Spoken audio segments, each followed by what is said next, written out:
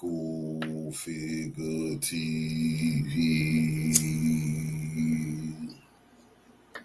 Revolutionary salute. Revolutionary salute. Like, share, subscribe. Welcome to the House of Revolution. You know, I'm your humble host, the Yao Mean of Revolution. We got a World War III alert. China prepares for any form of war. Before we get into that, be sure to wipe your feet. That means hit the like button. Like, share, subscribe, support the platform, y'all. Now, Trump is steady being humiliated in a tariff war. He's losing. China's uniting the world against him. We must pay attention because this is where our financial stability lies. China that it has developed a cutting-edge radar system which can thwart saturation attacks. For the past couple of days, we have been telling you about how China has successfully developed one of the world's best ballistic missiles, aircraft carriers, and a gigantic arsenal of missiles. With this brutal attack strategy, China has also been working on developing a new and improved version of one of its defense mechanisms. This system, which we will about in just a second, will aid China in foreseeing and detecting enemies' attacks, and will give an ample amount of time to China in order to counter them successfully.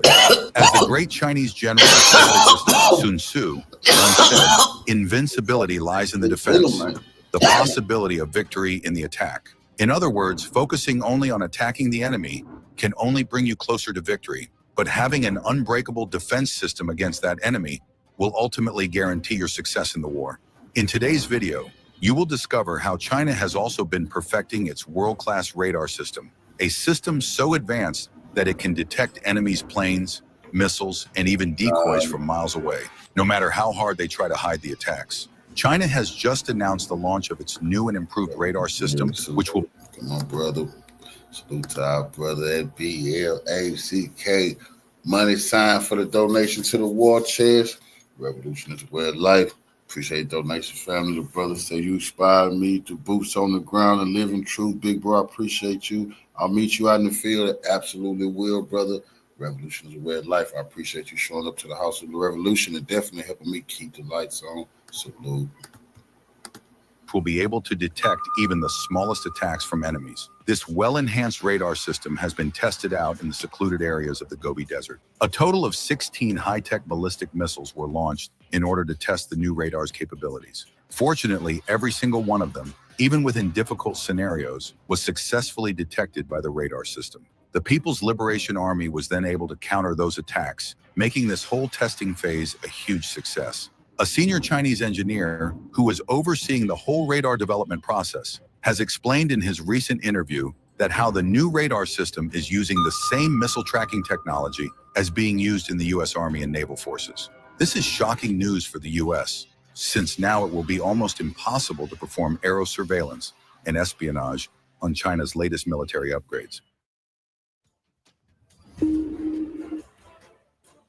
For the first time in history, China is actively introducing dual-band phased array radar into its military system.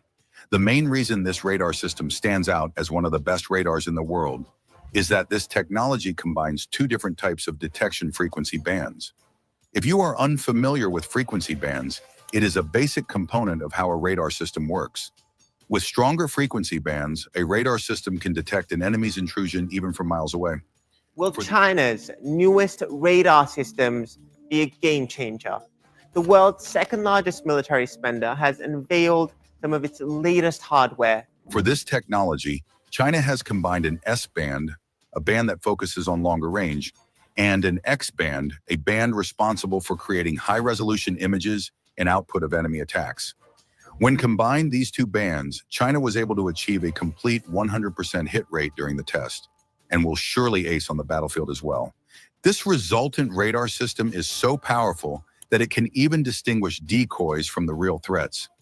Such super advanced technology is the way China will respond to the foreign threats, especially the US, in a way that they never expected.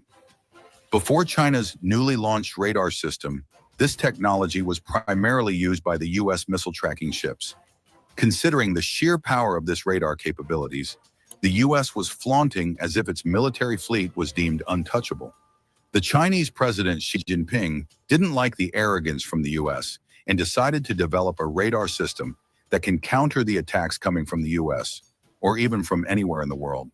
We can observe how Xi Jinping is determined to modernize the People's Liberation Army and enhance national defense capabilities. He believes that bringing technological advancements and their applications into the military will turn the tide in his favor.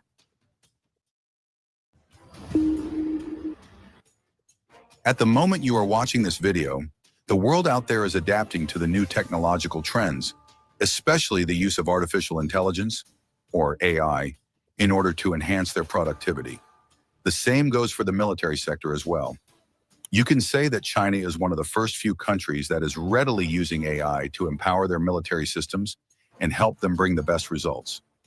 With that said, China has now actively used AI in its radar system, which is bringing dramatic success to China's military. One of the most recent examples is the face-off between an AI-equipped Chinese warship and the U.S.'s most successful fighter jet, the EA-18G Growler. The fighter jet ultimately faced defeat when it tried to jam the radar systems of the Chinese warships. Although a futile attempt, the radar system on the Chinese warships showed no effect, whilst keeping itself locked onto the U.S. targets. As a result, the U.S. aircraft had to back off. This shows how China is now using the world's latest technology even to defeat one of the best aircraft of the U.S. After this victory, there is no way to stop China from achieving massive success. Although the AI is not readily being used in the military, China has shown once again that it is not holding itself back from taking risks of using untested technologies in its warfare. Besides that, the U.S. is clearly on the losing side here. With cheaper and better AI alternatives like DeepSeek, the U.S. has no other option but to acknowledge China's superiority in the field of AI and other technological advancements. It's still a long way to go for the U.S. in order to get into the position where China is right now. We hope that this video was able to tell you about China's latest progress in the field of defense. Along with manufacturing deadly attacking missiles, it's important to have a counter and defensive mechanism in order to safeguard and protect from enemies. You can see how China has successfully managed to master both sides of the war and is now on a guaranteed path to winning any war thrown at it. In order to become the only superpower country in the world, China needs to develop its arsenal. This not only serves the purpose, but also builds fear into the hearts of enemy nations. They will think twice before even glancing at you with any sort of ill intentions. We hope that this video has answered your questions on how China will be able to defend itself if it is attacked by enemies. Again, all thanks go to the courageous and bold president of China, Xi Jinping, and his unwavering determination and resilience for making China the best and most powerful country in the world. What are your thoughts on China's latest radar system technology? Do you think that it will help China carve its way towards victory? Or will the U.S. be able to develop a counter-AI military equipment that will potentially give a challenge to China's army? No. Let us know your thoughts in the comments below. Also, tell us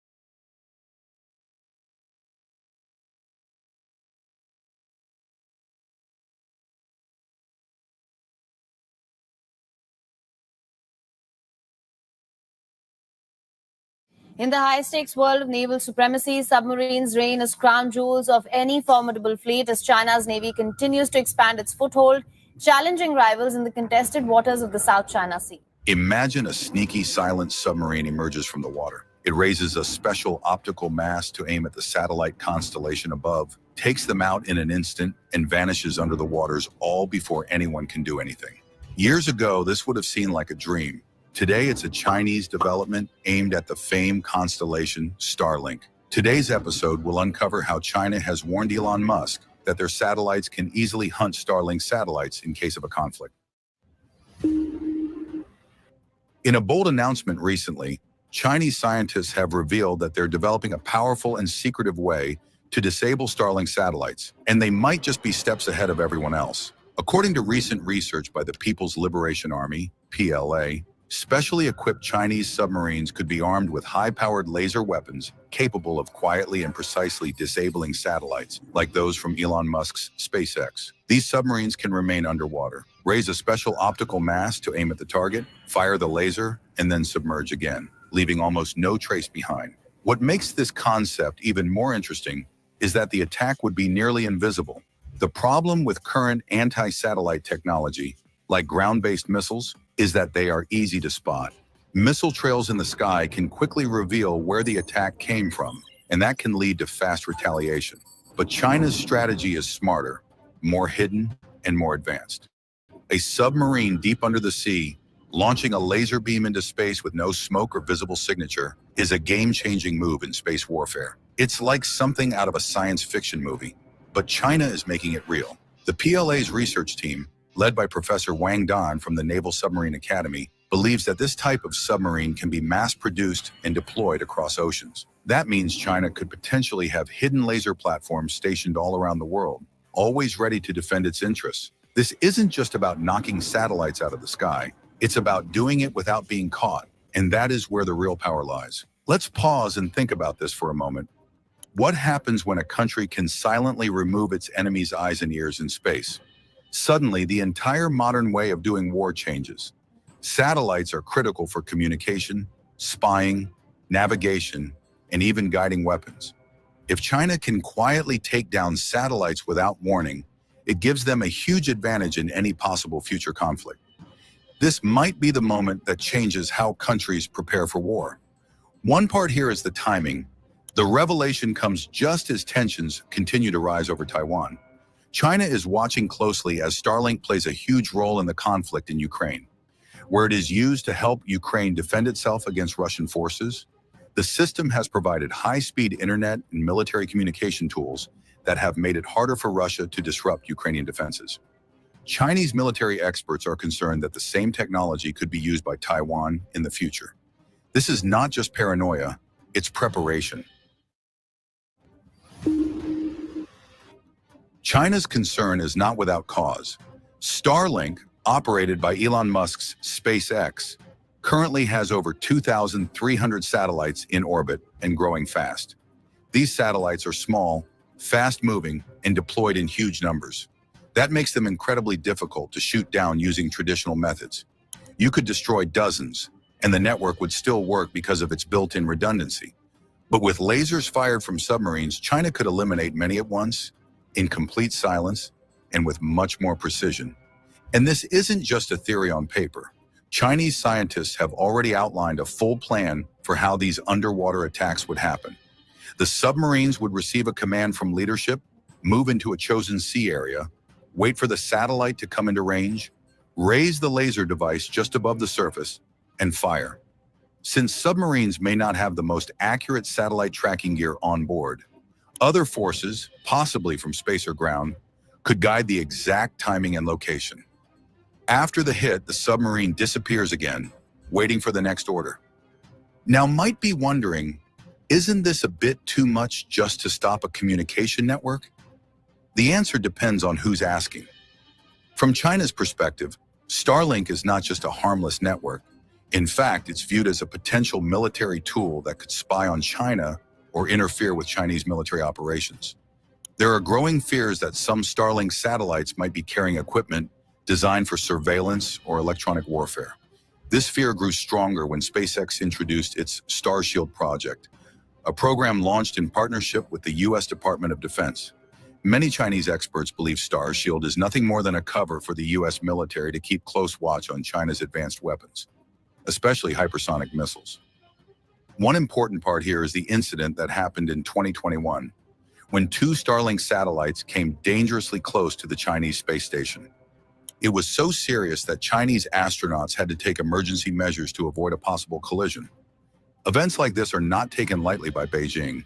They are seen as clear signs that the Starlink system is unpredictable at best and dangerous at worst. It's also important to remember that China is not alone in seeing the potential of submarine-based space weapons. Even the United States Naval Institute published a paper recently highlighting the advantage of launching anti-satellite weapons from submarines.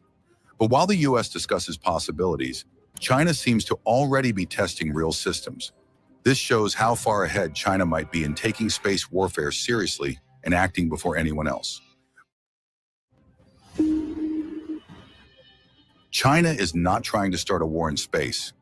It is preparing to protect itself in a world where space has become the new battlefield. Satellites are no longer just used for weather updates or GPS. They now carry the tools of modern warfare: high-speed communication, advanced surveillance, and precision targeting. If another country tries to use these tools against China, Beijing wants to make sure it can hit back, quietly and efficiently. Missiles can be intercepted, detected, or fail. Lasers, on the other hand, travel at the speed of light and can disable a satellite without creating debris. That's a big deal. Space is already full of junk from past wars, failed rockets, and broken satellites. Adding more debris makes space travel riskier for everyone. China's laser approach avoids that. China has also been working on powerful microwave weapons. These devices can generate up to 10 gigawatts of energy in short bursts and are believed to be small enough to be used in mobile platforms, including submarines.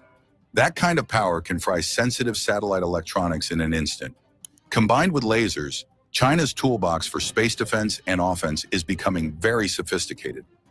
A previous study by Ren Yanzhen of the Beijing Institute of Tracking and Telecommunications showed the need for a soft and hard kill approach. This means not just physically destroying a satellite, but also jamming its signals or blinding its sensors. Starlink may call its network unbreakable, but China is quietly building the means to challenge that idea.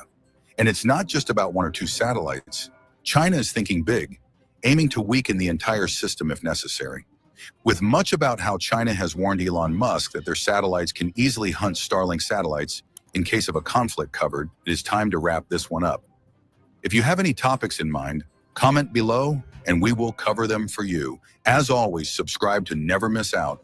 This is Race to Space, and we will see you in the next one.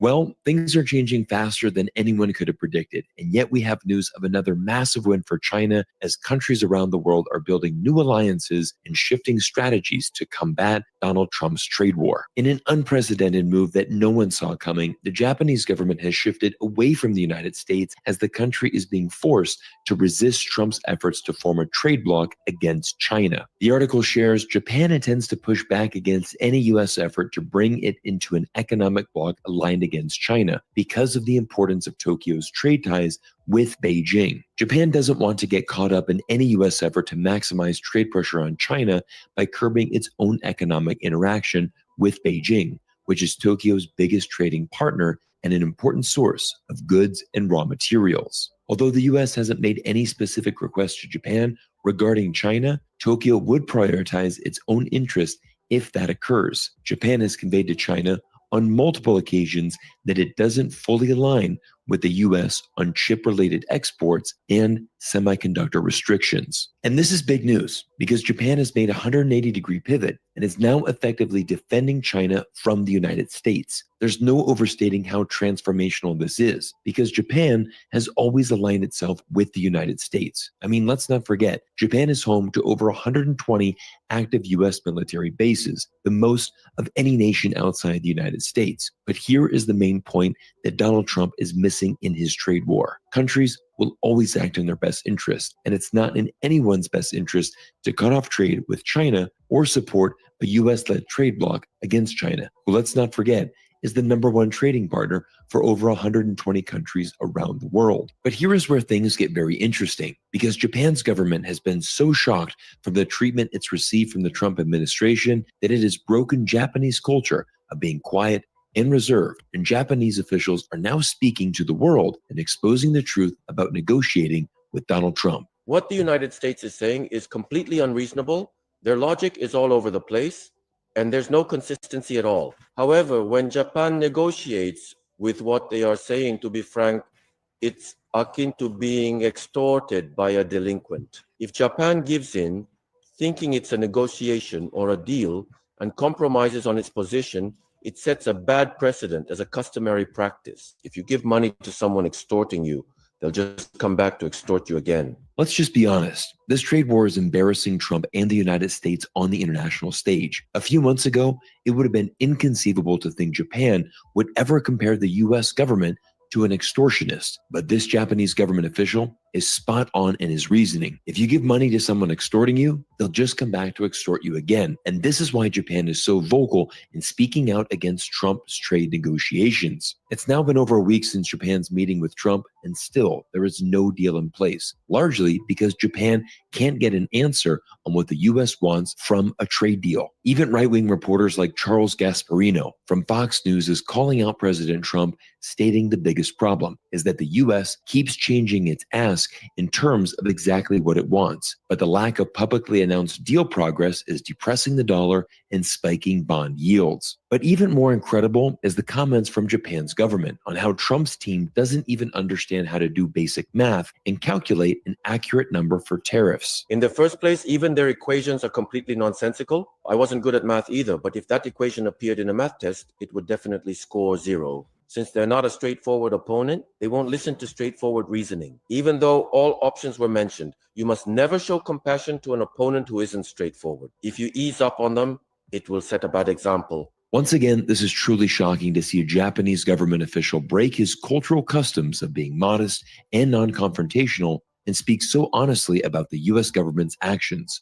But when Trump is fabricating numbers to support his tariff war, countries have no other option but to speak out. Like this Japanese official said, if your opponent is not straightforward, how can you show him compassion? But let's rewind the clocks and go back to April 2nd, Trump's famous Liberation Day, when he proudly took to the White House lawn and held up this tariff board, announcing a new round of tariffs against every country in the entire world. Take a look at this insight from journalist James Surowitzky, who writes, "Just found out where these fake tariff rates come from. For every country, they just took our trade deficit with that country and divided it by the country's export to us. So we have a $17.9 billion deficit with Indonesia, and its exports to the US are $28 billion. 17.9 divided by 28 equals 64%, which Trump claims is the tariff rate Indonesia charges us. Of course, this mathematical equation is completely inaccurate, and it's precisely why the Japanese official commented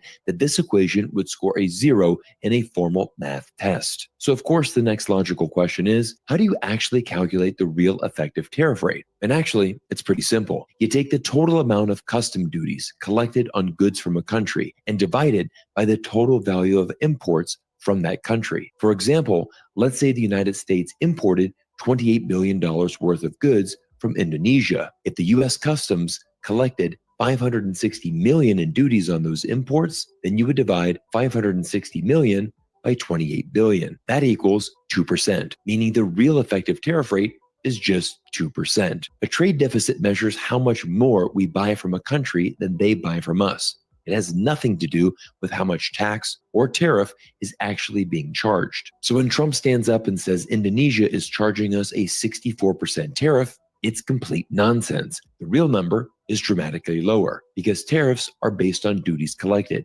not the size of the trade deficit. Everyone, this is why Japan can't strike a deal with Trump's team. The people in charge of leading Trump's administration don't understand basic economics, but this chaos and confusion have not only angered our allies around the world, they have started to backfire on Trump domestically, right here in the United States. A brand new ABC poll this week shows that nearly 2/3 of Americans disapprove of Trump's tariffs, with over 71% of Americans now believing that tariffs will have a negative impact on inflation and sending prices skyrocketing for the average American consumer. Honestly, we are beginning to see things unravel for the US president, as it was announced earlier this week that Trump has achieved the lowest 100-day approval rating in 80 years. Perhaps most threatening to Trump, given his promise of an economic turnaround, is the extent of negative views on the economy. Just take a look at the results of this survey. 62% of Americans responded that the price for the things that they want or need are now going up, while 72% of Americans now believe that Trump economic policies will create a recession for the United States. But here's where things get even crazier for the US. China is the world's largest supplier of the raw materials, parts, and components that factories need to make finished products. Even if a product isn't made in China, it almost certainly contains parts or raw materials sourced directly from China. Today, every factory in Europe, Southeast Asia, and Latin America, and all around the world can purchase these materials from China at standard market prices. But what about American factories? Well, now they're forced to pay a 145% premium on the same Chinese goods because of Donald Trump's tariffs. The simple reality is that these tariffs didn't isolate China. They isolated American businesses. While the rest of the world continues to manufacture goods more efficiently and affordably, US factories are stuck operating at a significant disadvantage, driving up costs, shrinking margins, and pushing manufacturing jobs even further offshore. In the end,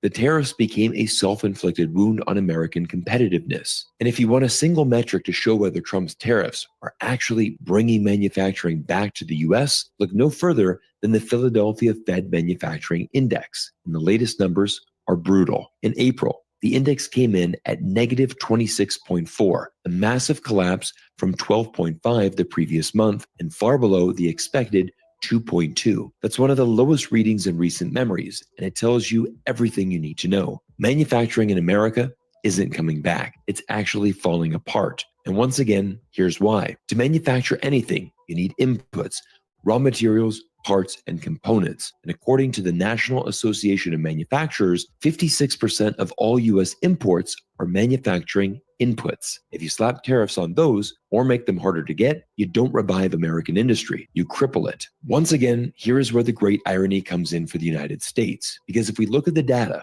from the US Bureau of Labor Statistics, it was actually President Biden who created the most manufacturing jobs by any US president over the past 50 years. But let's be honest, Trump's policies will not bring manufacturing jobs back to America, and this sentiment is being echoed by some of America's most prominent voices, like Ken Griffin, the billionaire hedge fund manager from Citadel, who warned that the U.S. is putting its global brand at risk as a result of the tariff policy. Ken goes on to state, he dreams of giving people their dignity back, and I have to applaud him for having that dream, but the dream is not going to come true. These jobs are not coming back to America, and to be clear, with an unemployment rate of 4%, America has moved on. And I have to agree with Ken Griffin, because America has moved on. But luckily for investors, other countries are open for manufacturing, and I'm actively looking at opportunities in Canada right now. Because once again, every country around the world is not self-inflicting these tariffs on themselves, and they still have access to the raw materials that manufacturers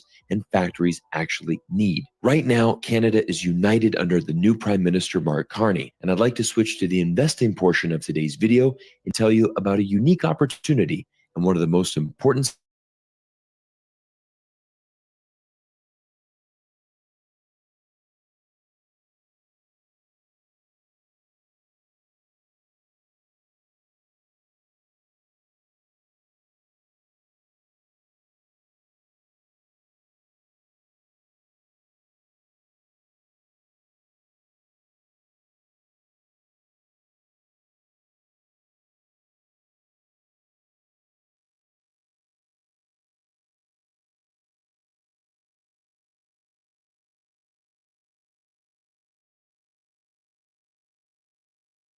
Now, Ileana Chan is a producer at Empire Watch and co-host of Global Majority for Peace podcast, always well worth watching.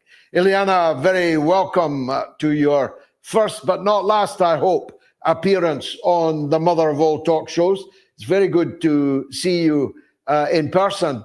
at last. I've been a follower of yours and watched you recently with Li Jingjing and was very impressed. Let's start with Vietnam, if we can. Sometimes relations between China and Vietnam have been rocky, but they're so warm now that there's a substantial contingent of the People's Liberation Army of China celebrating in Vietnam with the Vietnamese people the great historic victory 50 years ago today. The Americans are really not happy about it. Why would that be? Thank you so much for having me, George. Yes, of course, the Americans are not happy with that. There was a lot to be said about Xi Jinping visiting Vietnam, Cambodia, and Malaysia recently. Of course, Vietnam, Cambodia, and Malaysia are part of the ASEAN. Vietnam is China's third largest trading partner. So it makes sense for Xi Jinping to be visiting those allies in the region. And of course, the US doesn't have anything to offer except for the position of vassal states, which Vietnam is certainly not going to be doing anytime soon. So Trump has indeed pushed them closer together with his tariff shenanigans. Amazing how they keep doing that. It was formerly an article of faith from the time of Richard Nixon to keep Russia and China at loggerheads. And it should have been, you would have thought, from an imperialist standpoint, an article of faith to keep Vietnam and China as far apart as they could. And in both cases, it has spectacularly failed. The Communist Party of Vietnam, is still firmly in the saddle in Vietnam, and they have made rather a good job, just like the Chinese Communist Party, of running their country and their economy. Their living standards are so much higher than the last time I was in Vietnam, which is maybe 30 years ago or a little less, but not much. The living standard in Vietnam, the GDP of Vietnam, the salience of Vietnam in the world, in Asia and in the world more generally, is really very high. They've done well, the Vietnamese, since their great victory. Yes, they have. And communism obviously is a huge part of that. I think what they are very much aware of too, is with the Washington-led anti-communist campaign that wreaked havoc across the world, really, in the 60s and 70s. I mean, that's not something they're going to forget. Millions of people, as you mentioned, died because of that. Unfortunately, the current administration has pretty much the same attitude towards communism. They have said, in maybe in more words than I'm paraphrasing, basically they would rather have death than communism. And certainly that is the way that they're approaching the South China Sea and the escalation towards China. We are obviously looking at that region and wondering what will be the next Ukraine. You hear that a lot in current discourse. And the fact is, we have permanent US troops stationed in Taiwan. We have 9 military bases in the Philippines. We had 2 missiles being deployed from the Philippines in January that reached the southeast coast of China. We have Japan, 55,000 US troops in Japan being upgraded to more war fighting and operational, what do they call it? More operational, I'm not sure what they call it, but basically they were upgraded, in the end of January. So we're looking at escalations all across that area, and Vietnam certainly doesn't want to be caught in the crossfire. None of us do. It's a new kind of communism, though, isn't it? Just like in China. The Chinese economic miracle has been achieved by allowing substantial sectors of capitalist activity under, if you like, the guiding hand of a centralized state. That's true of China. It's also true, isn't it, of Vietnam? Yes, absolutely. I mean, with China, they're famously, officially, a socialist country with Chinese characteristics. I'm sure for Vietnam, it's a socialist country with Vietnamese characteristics. We are looking at, even though, yes, certain purists will accuse Vietnam or China as not being communist enough, but their whole ideology is about adapting to their people's needs, common prosperity for all in the case of China, the targeted poverty alleviation program, which was achieved at the end of 2020 and started in 2013, lifted the last 18 million people from absolute poverty. China is currently in the moderate prosperity for all phase. And by 2050, they want to be a modern socialist country, which includes democracy, it includes prosperity, it includes a beautiful country, which, you know, we can interpret that as to mean environmentally beautiful, environmentally and climately conscious country, and harmonious. That is their ultimate goal. So it is a different type well, of as a famous communism. Chinese, yeah, different type. A famous Chinese leader once said, "It doesn't matter if the cat is black or white. What matters is if it catches mice." And definitely, the Chinese and Vietnamese governments have caught a lot of mice. Now, you raised a very intriguing, used a very intriguing phrase there. Where will be the next Ukraine? If I was predicting to you where it will be, it would be the Philippines. I spent some of the best years of my life campaigning against the huge presence of the US military in the Philippines, particularly the Clark Air Base and the Subic Naval Base. And finally, the Philippines people won that battle, and these bases were closed. Now they've been reopened. And as you say, many more bases are in the Philippines. What could that all be about? I mean, there's certainly speculation that Bong Bong Marcos Jr. Is definitely a US puppet for financial reasons, for political reasons. We can kind of assume that is so. Certainly his political opponent, Duterte, is facing quite serious charges. We can just speculate, but I think it's quite clear that he is a US puppet and he's being used in a way that's extremely dangerous for the Philippines. It's also isolating for the Philippines. He's talking about dropping out of ASEAN because the rest of Southeast Asia is not backing him up on this. And so, unfortunately, we're looking at just incredibly weak leadership that's self-destructive. So I think you might be right, unfortunately. Well, I sometimes am. Now, tell me this, Elena. The tariffs that you mentioned seem to have turned into a bit of a boomerang for President Trump, don't they?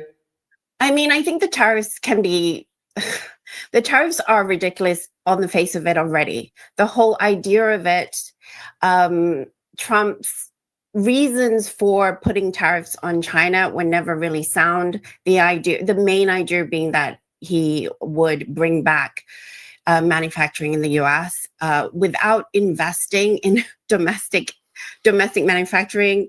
To put the tariffs first is absolutely ridiculous. But also, I think it is absolutely preposterous to think that China was not prepared for this eventuality. Trump, after all, did put tariffs in his first term on certain machinery and electronics. He put in 25% tariffs for China. So China already knew that was coming. And he keeps talking about tariffs being the most beautiful word in the dictionary, etc. The tariffs obviously are a tax on the American consumer, not on China. China is not actually playing this game that Trump thinks he's playing. China simply is accelerating their original plans, which is to be a genuinely sovereign country. They've been investing in food sovereignty, technological sovereignty, and now, as we can see, as I mentioned earlier, Xi Jinping going to Malaysia, Cambodia, Vietnam, first of all, also moving soybean imports from the US to Brazil, beef imports as well from the US to Brazil and Australia. I mean, Trump may be thinking that he's doing some sort of tariff trade war, but the truth is, China is prepared for it. They've already put down the cards, which they said in March that they are ready to fight till the end for any type of war. So it's a fuss. It's basically a fuss that we will see in the next few months will blow back on the US.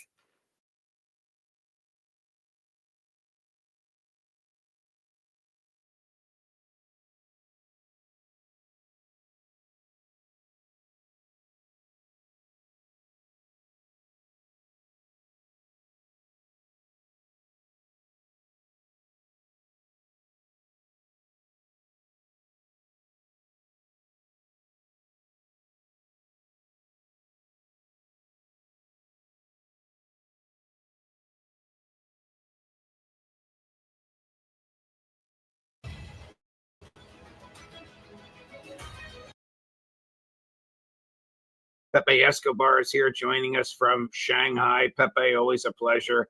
I know you're Always in a pleasure, the middle of your travels. I want to talk to you at some length on China ditching United States technology. But before we get there, some preliminary questions. Has President Xi called President Trump, as Trump has claimed he did, over the tariffs? No, Trump lied. The short answer is no, unfortunately.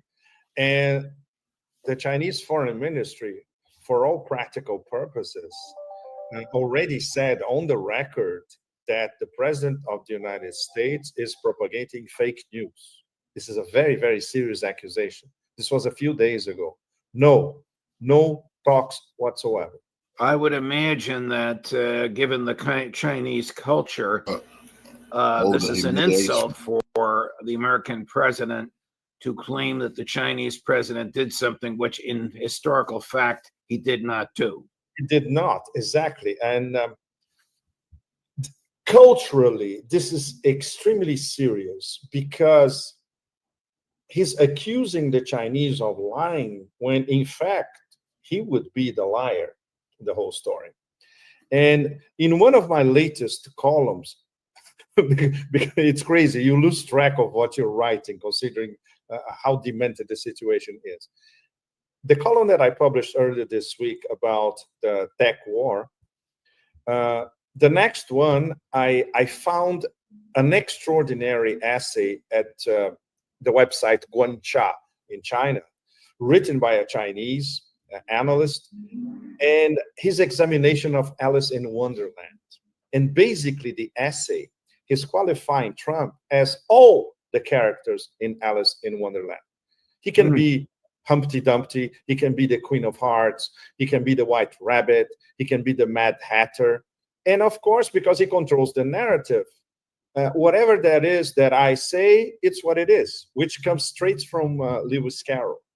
So this is what the Chinese are doing. They're trying to find metaphors and analogies to cope with Trump and to cope with the fact that he builds narratives out of nowhere. And then 5 minutes later is another one.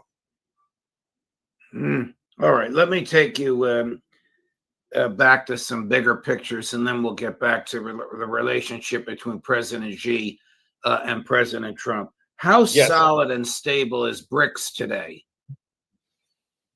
Excellent question, Judge. We had the meeting of foreign ministers in Rio earlier this week. There were many positives, of course. There is a serious problem that lack of time to prepare for the BRICS summit in Rio in early July. So after this foreign minister meeting, they're going to have only two big meetings, one in May and one in June, before the summit in early July. It's not enough. Last year, the Russians, they had over 200 meetings preparing for the summit in Kazan, which was in October last year in Russia. So this, and now we have an expanded BRICS because we have, depending on the real status of Saudi Arabia, 9 or 10 full BRICS members. Plus is Iran a full BRICS member? Of course, Iran is a full BRICS member, Judge, just like Indonesia, for instance. Indonesia is Turkey a full BRICS member? No, Turkey is a partner. That's very, very important, but an important partner. And Erdogan is doing all he can to become a full BRICS member. But obviously, some of the very powerful BRICS, they look at Turkey. Can we trust Erdogan? And the answer is obviously no. But Turkey is already a partner. That's very, very important. So this week in Rio, earlier this week in Rio, they discussed preparations for the summit, of course. They talked about alternative payment systems, very, very important. And in 2 interviews that Lavrov gave, one to CBS in the US and another one to a Brazilian newspaper, these interviews were excellent because it was explaining what BRICS are actually doing in terms of, no, it's not that we're going to have a BRICS currency tomorrow. No. And Lavrov said explicitly, once again, explaining to a Western audience, when we have all our models that we are testing in terms of alternative payment systems, etc., then, which means in the next few years, we're going to start talking about a possible BRICS currency. But the progress is visible. The Brazilians have an extraordinary opportunity in less than 3 months to be like the agglutinators of the global South and the global majority and organize a common BRICS answer to the tariff war, for that matter, and for other, let's say, deliriums coming from the Trump presidency. Right. On Is yeah. there any defense or military component whatsoever to BRICS? No, not at all. Just like there is not in the Shanghai Cooperation Organization. These are sister multilateral organizations. The Shanghai Cooperation Organization started as basically an anti-terrorism organization, and now it's about economic cooperation. It's not Asia's NATO, as many in the US tend to interpret. And BRICS is basically, I qualified it last year as an immense laboratory. BRICS is a lab, and they are trying and testing different geoeconomic models leading towards a new multipolar system of international relations. There are no NATO-style offense or defense mechanisms inbuilt either in BRICS or SCO. What is the Chinese view? I should say maybe the view of the Chinese elites of President Trump? Judge, the days that I spent in Shanghai, they were immensely enlightening because of conversations with business leaders, with diplomats, with media leaders, and academia. And even the conversations that you can have visiting one of those Mao era model quarters in Shanghai, you know. And the feeling of self-confidence of emerging China, the feeling that they are on the right side of history, the feeling that they are, as they build themselves, a sort of vanguard of the global South and the global majority, and the feeling that they have been mistreated by Trump 2.0. And underneath, and in many aspects exploding in terms of social media, diffidence and even pity when they regard the President of the United States, which has been relentlessly mocked on those zillions of platforms of social media all across China. The emperor of tariffs, etc. A baby throwing tantrums, you name it. But when you analyze the serious economists and academics breaking down everything that is behind the tariff war and Trump's financial and geoeconomic approach towards China and towards the rest of the world, they say, no, we know what you're doing. And on the other side, they have no idea. And it's a mix of fear, desperation, and misinformation, especially. How? Yes, go ahead, please. From the Chinese perspective, how grave an error was Trump's imposition of 200%, 200+% tariffs? Wow, he gave China, wow, it was a gift falling into the lap of the Middle Kingdom, isn't it? So in terms of a PR offensive from Latin America to Africa to Central Asia to Southeast Asia for China, this is absolutely priceless. For instance, when you go, for instance, the Chinese made a lot of reportage these past few days on the largest warehouse on the planet in Yiwu, in Zhejiang province, where buyers from all over the world come to China to buy everything that you can imagine. And they're, the volume of trade in EU is even bigger now than before, including American buyers, which are obviously going to make triangulations to have the products that they are buying in EU to arrive in different parts of the United States. So this has not affected China's configuration as the top trade powerhouse on the planet. On the contrary.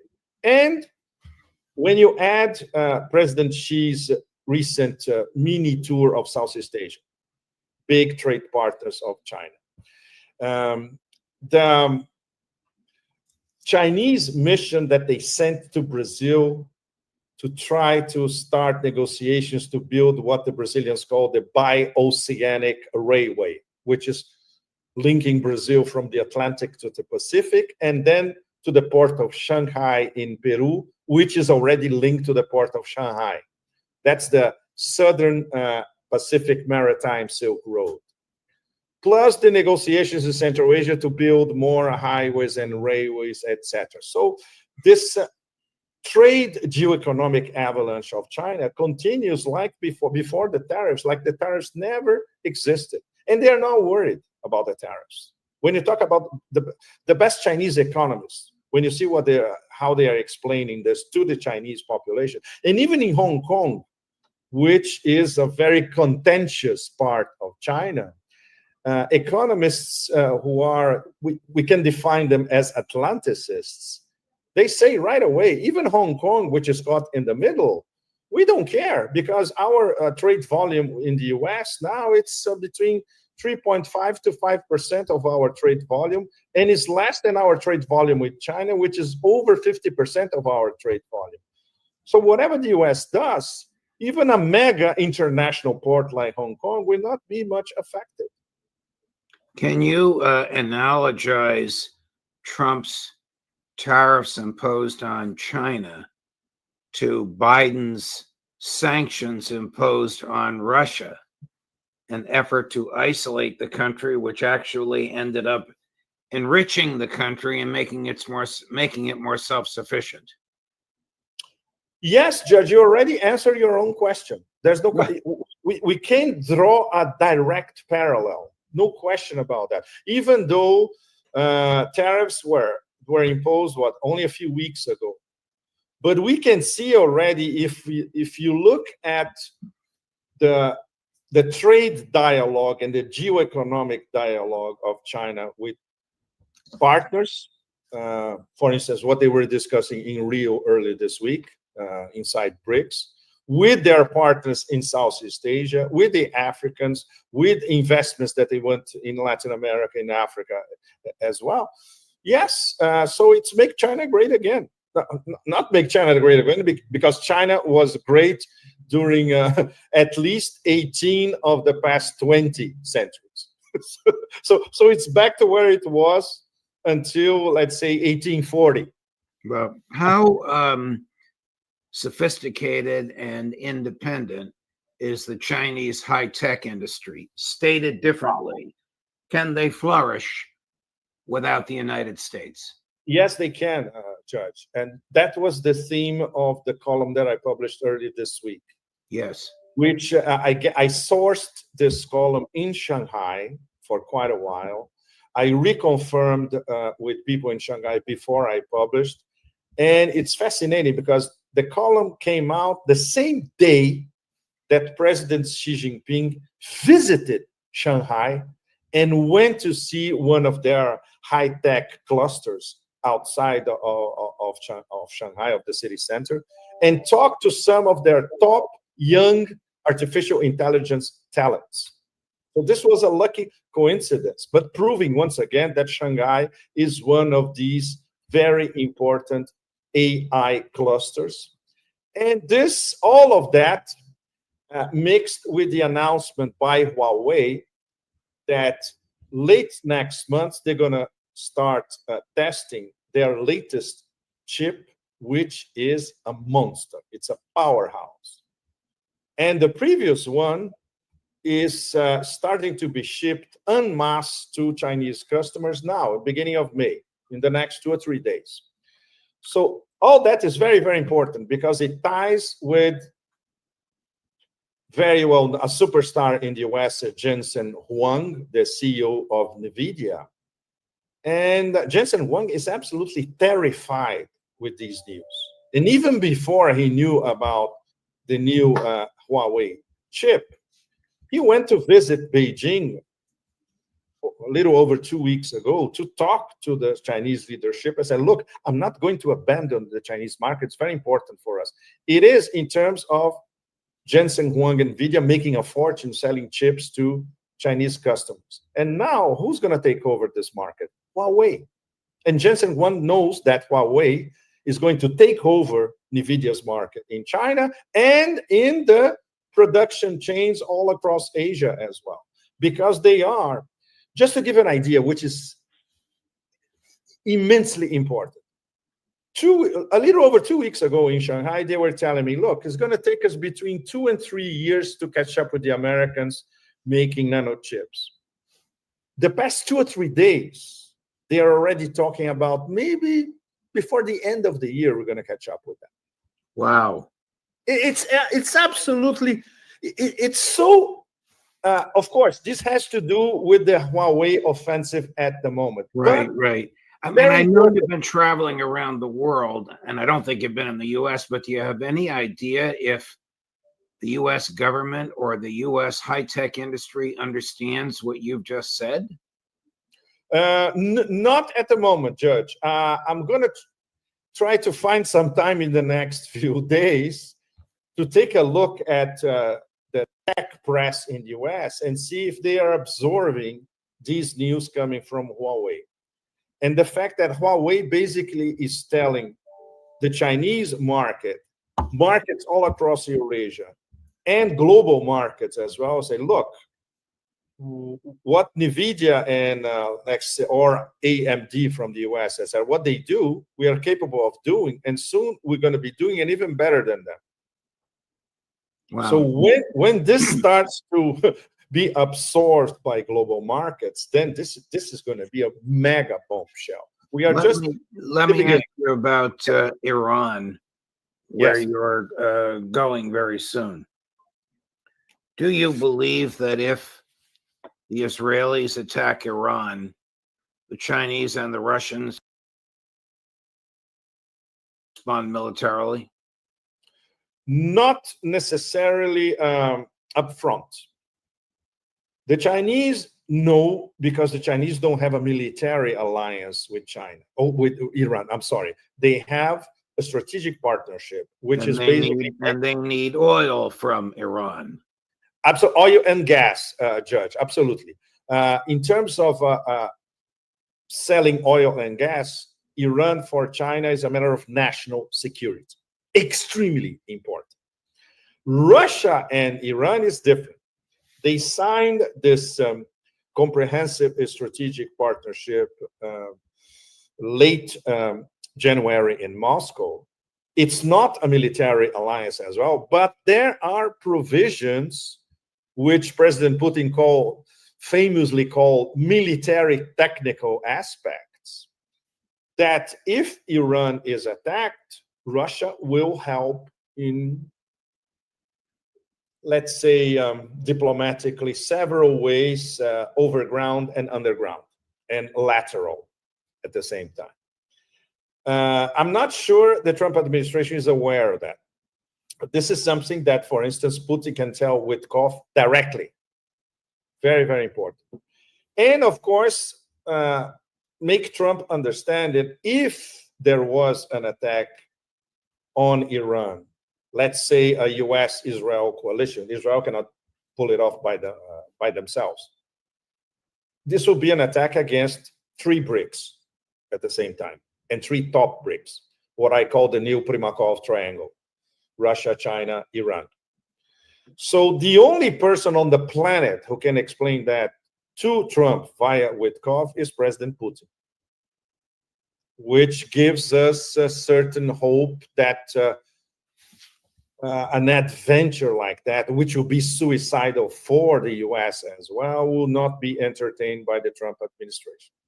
Is there a consensus in China, and I guess I mean among the elites or the academics with whom you've associated, about the special military operation in Ukraine and whether or not Donald Trump can bring about a peaceful resolution of it?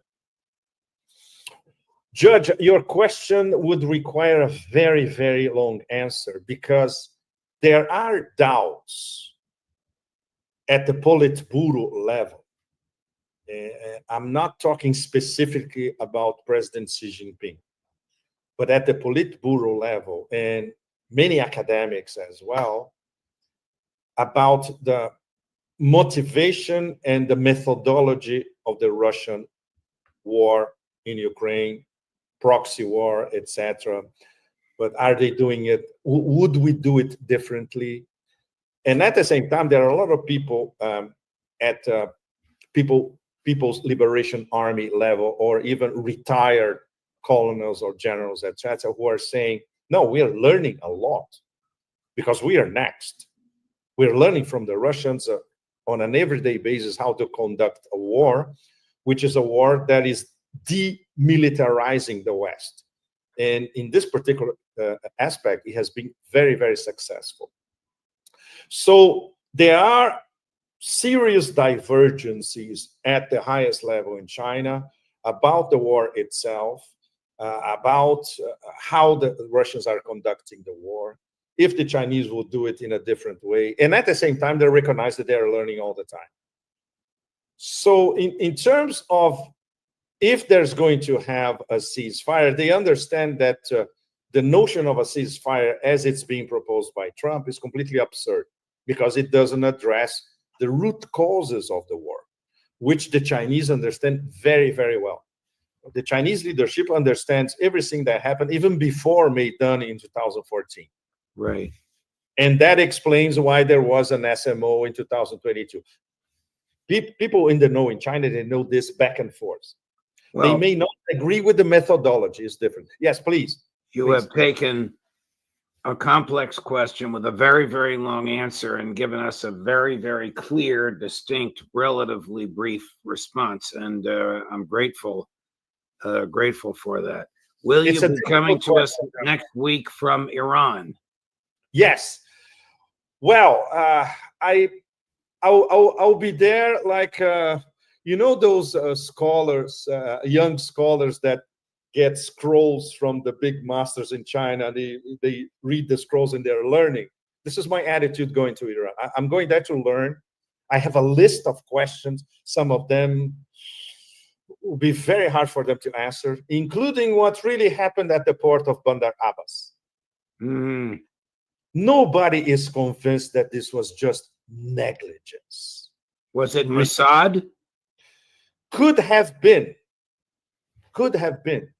You're talking about the explosion that Yes. killed about 75 and injured hundreds and destroyed a huge amount of fuel. Yes, exactly. Wow. So, All right. so Well, we'll look forward to chatting with you from Iran. If you get an answer on that, you let us know immediately. I'm gonna try to ask the IRGC judge. Let's see if they answer. Good that. for you. Good for you. I want to be a fly on the wall. Thank you, Pepe. Thank you for your time.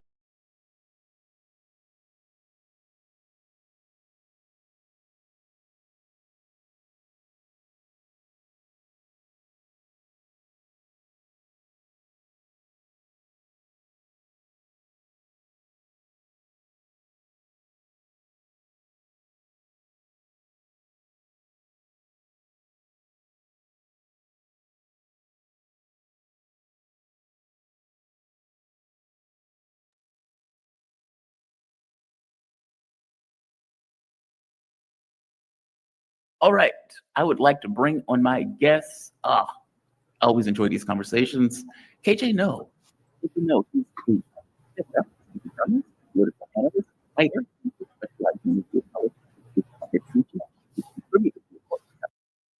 relaxed sanctions once I forget exactly what it was. And the catch in the American media was, is China softening on this notion of defiance to Trump? There was another article that was pointing out that manufacturing in China was taking a dip, which is expected. So trade war, right? But this is the video that they put out, which, you know, this kind of preserves this notion of where they stand on this issue. And fiercer storm. Have you heard of the eye of the storm? It appears calm for a moment, but is actually a deadly trap. The calm before an even fiercer storm. The U.S. has stirred up a global tariff storm and deliberately targeted China, playing a 90-day pause game with other nations, forcing them to limit trade with China. This is just like the deadly trap of the eye of the storm. Bowing to a bully is like drinking poison to quench thirst. It only deepens the crisis. The U.S. once accused Japan of dumping semiconductors and crushed companies like Toshiba. Later, it forced Japan to sign the Plaza Accord, pushing the economy into decades of anemic growth. I'm not going to play all of that, but I think you get the hint. Of playing along is effectively drinking poison. It's not going to quench your thirst. You're going to die from it. And of course, this pitch is the other countries saying, hey, we need to work together, not function as individuals and immediately kowtow to the US that effectively is blackmailing the world. Now, from my understanding, and correct me if I'm wrong, China has been making inroads with other countries. Xi Jinping has been going to Southeast Asian countries. They've been united on this, Vietnam, Thailand.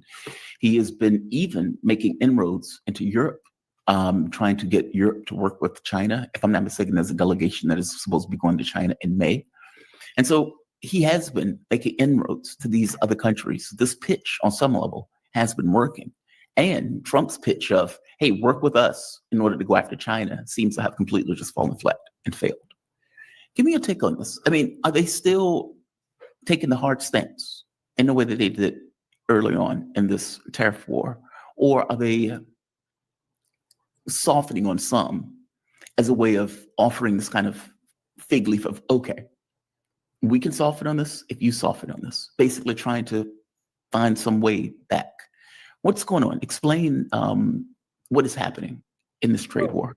I think the Chinese have always wanted a modus vivendi. They do not want to get into a tariff war, a trade war, any kind of war with the United States. And at the end of the day, they're pragmatists.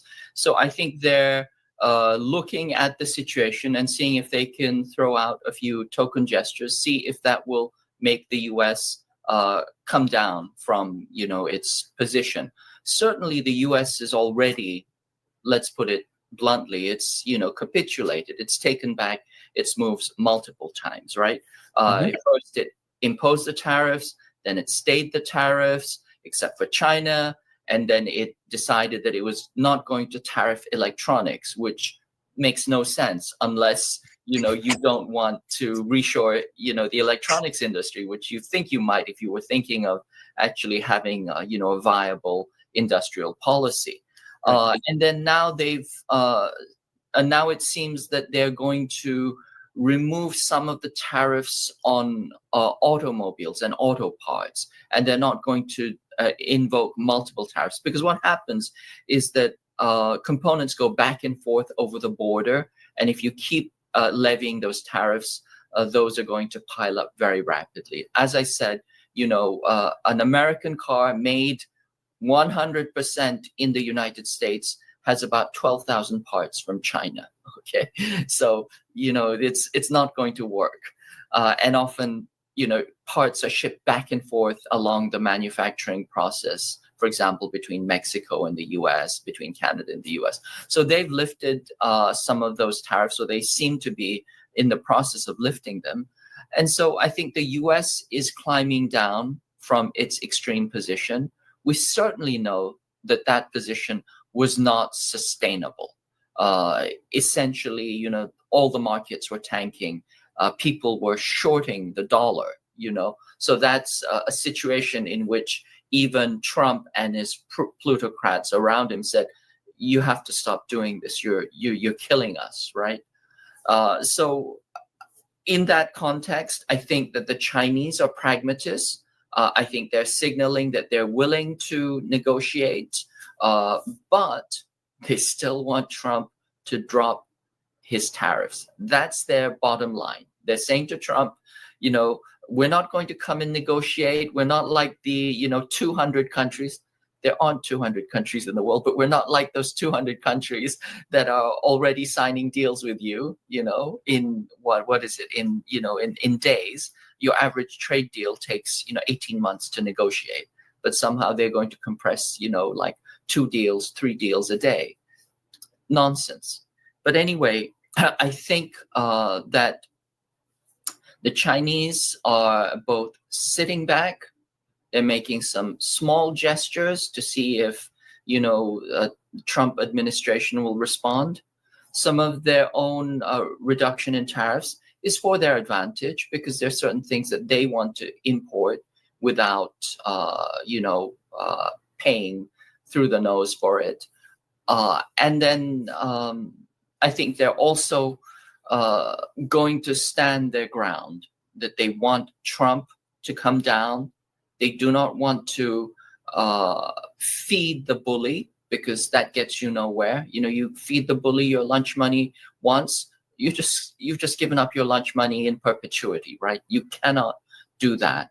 And so I think they're standing strong. If you look at the other messages that are coming out of, top officials, they're saying that we are ready to go to the mat. We can go to the mat, and we're happy to do so. But just remember, you are going to be in a world of pain, and our capacity to, manage pain, our pain threshold is higher than yours. I was speaking to Carl Jha, and he pointed out, he said China had been preparing for this going back since the first Trump administration. Like that, basically, they understood that when Trump came in, that he was going to do something like this because he did something like this the first time around. And they had been effectively preparing measures, strategy about what are we going to do when he comes back in and he implements a similar policy, which is the reason why you got this kind of steady, no beef, or we're not taking your pit. We're not, we're moving grain to somewhere else. We're not taking your airplane parts. That's what it was, Boeing. They accepted the Boeing jets. That was the thing that they effectively allowed. Effectively saying, okay, this is hurting our industry. We're going to accept this because, we'll accept this. It's practical for us to do this, but we're still in this trade war, right? Like, is that the way they looked at it? That we knew? I mean, because I could see, the thing is, the consideration is that China's long thinking, that they think through this stuff, not necessarily in this kind of flat by the seat way that Donald Trump is effectively doing it. That when he came in, they thought, we have a strategy, we have a plan, and we're going to implement that plan. We're not going to take this line down. We're going to go with the plan in the way we understand it moving forward. And that is effectively what they're doing. They're implementing strategy that they planned years ago. Absolutely. I mean, the Chinese are big planners, as you point out. They're long-term thinkers. It is a government that believes in planning. It's a dirigist, market socialist economy. So they plan their work and then they work their plan. And certainly they've been preparing since the last Trump administration. Trump sent all the messages that they needed to know. They're not going to ignore those messages. They know what Trump is saying, and they have been preparing since 2016, but actually since 2011, since Obama declared the pivot to Asia and the TPP and air-sea battle, which is why they started building out the Belt and Road to all the countries of the global South, in particular the Asian continent. And really, I would argue that they've been planning since 1949, because the US has wanted to roll back China since 1949. And I believe that that plan has never changed. It simply morphed into different strategies, different tactics. But I think the Chinese are aware of that. And certainly, the taking them into the WTO and hoping that, they would collapse because capitalism, that didn't work. Tiananmen, which was a color revolution attempt, didn't work. Air-sea battle and the strangulation approach, they did a counter strategy, which was the Belt and Road. And then Trump's, two-stage tariffs. The first stage of tariffs during his first administration, they kind of out-negotiated him, and they never got to part two of the trade tariff, the first Trump trade tariff war, which was they were supposed to dismantle their economic system and sell off their state-owned enterprises. The Chinese didn't even let them go there, but they knew what was coming down the pike, and they were preparing for it. So, yeah, Carl is absolutely right. What do you think Trump wants? There was Vincent, the Treasury Secretary. I played the farcical speech that he made, saying, "We want to help China. We're just love and light. We just believe in helping people, and we just want to help them to modulate their economy and blah blah blah blah blah." With a person like that, how do you negotiate with that guy? He has a very specific objective that he wants to accomplish, and that is to the detriment of China. And they know it's to the detriment of China. So how do you, I guess what I'm asking is, what do you think they want in any kind of negotiation? And what would China want in any kind of negotiation with the United States, if indeed it even negotiates with the US? I mean, I don't know if Trump can eat crow enough to phone Xi Jinping, and he's going to wait for a phone call that is never going to come from Xi Jinping. Both sides have dug in. But assume for the moment that both sides do talk. What do you think? Well, I mean, according to President Trump, he's already talking to President Xi, right? I mean, we don't know if it's his imaginary friend, Xi Jinping, but he claims that he's already in dialogue. And the Chinese have come out, and they never do this, but they have come out, the foreign ministers come out, in full frontal saying, no, we have not talked to that guy. So that's about as blunt as you can get it, right? So in some sense, Trump, I think, is already eating crow. I mean, he's certainly backpedaling. He's certainly taking back all of his moves.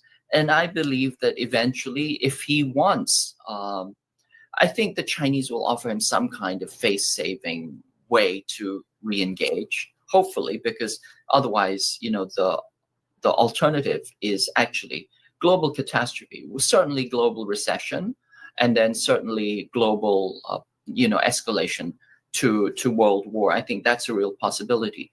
What does Trump want? I think at the end of the day, he wants people to kiss his ass, and he wants to be the greatest, right? I think that's what it boils down to. What does Besant want? What does Hegseth want? What do Lutnick, what do the other people want? It's a variety of agendas, and they have overlapping and separate agendas. Navarro's agenda is not quite the same thing as Besant, etc. Navarro wants, sincerely, I believe, in his misguided way, I believe that he sincerely wants to reshore industry to the United States. I've said before, that is not going to happen. Mm-hmm. It's not going to happen for a variety of reasons, but essentially a monopolized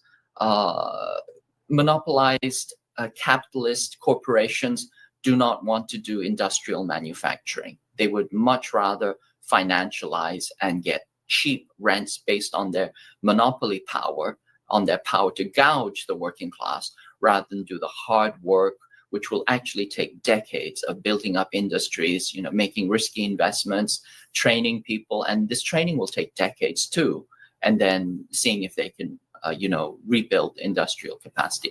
That is not going to happen. And so when Trump says China stole our jobs, absurdity.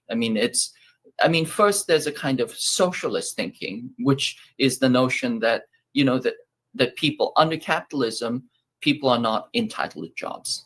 Under socialism, under certain systems, people are given jobs, right? Everybody has the right to work. Everybody has the right to livelihood. In the US system, a job is not a guarantee, and it's not a possession that you can hold, right? And so when they say they stole our jobs, how did they steal them? It's absurd. It's the US ruling imperial plutocratic class went abroad for two reasons. One is they wanted the kind of windfall profits from exploiting cheap labor.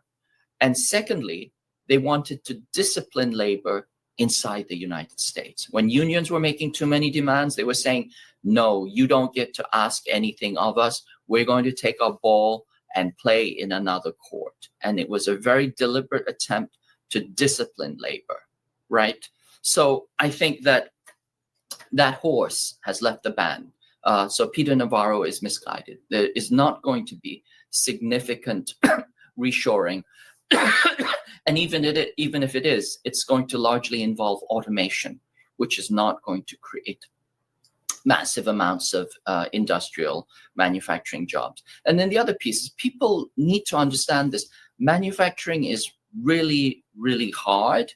And there is no such thing as an easy job. Anybody who's been in the workplace knows that there's no such thing as an easy job.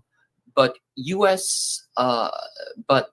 manufacturing is certainly not easy, and it requires tremendous skill and experience and gumption and hard work and discipline, all of these things that I think that the US has to train people back up into doing. The other thing is, and this relates to deindustrialization, it's really important for people to understand this, is that the US has not only had a 50-year process of deindustrialization, it's had a 50-year process of de-skilling. That is, it's made jobs fungible. That is, you want to make jobs as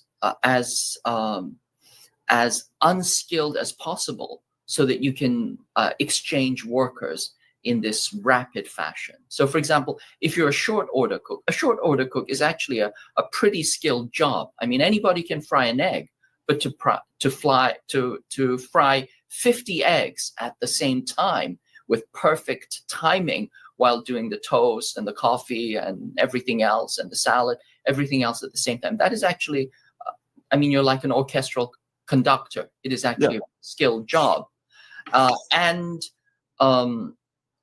If you take a job like that and you break it down into its component parts, you essentially, what you do is you de-skill it. So this is why somebody can walk into McDonald's and then, which isn't to say that McDonald's work is easy, but you can go in and you can start working that very day. It doesn't take you months and years to get to a high level of skill. And certainly the moment you walk out, you will be replaced immediately.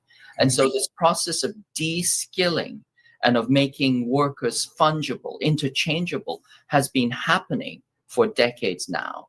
And that is not, and that process has to be reversed. And there's no inclination to do that.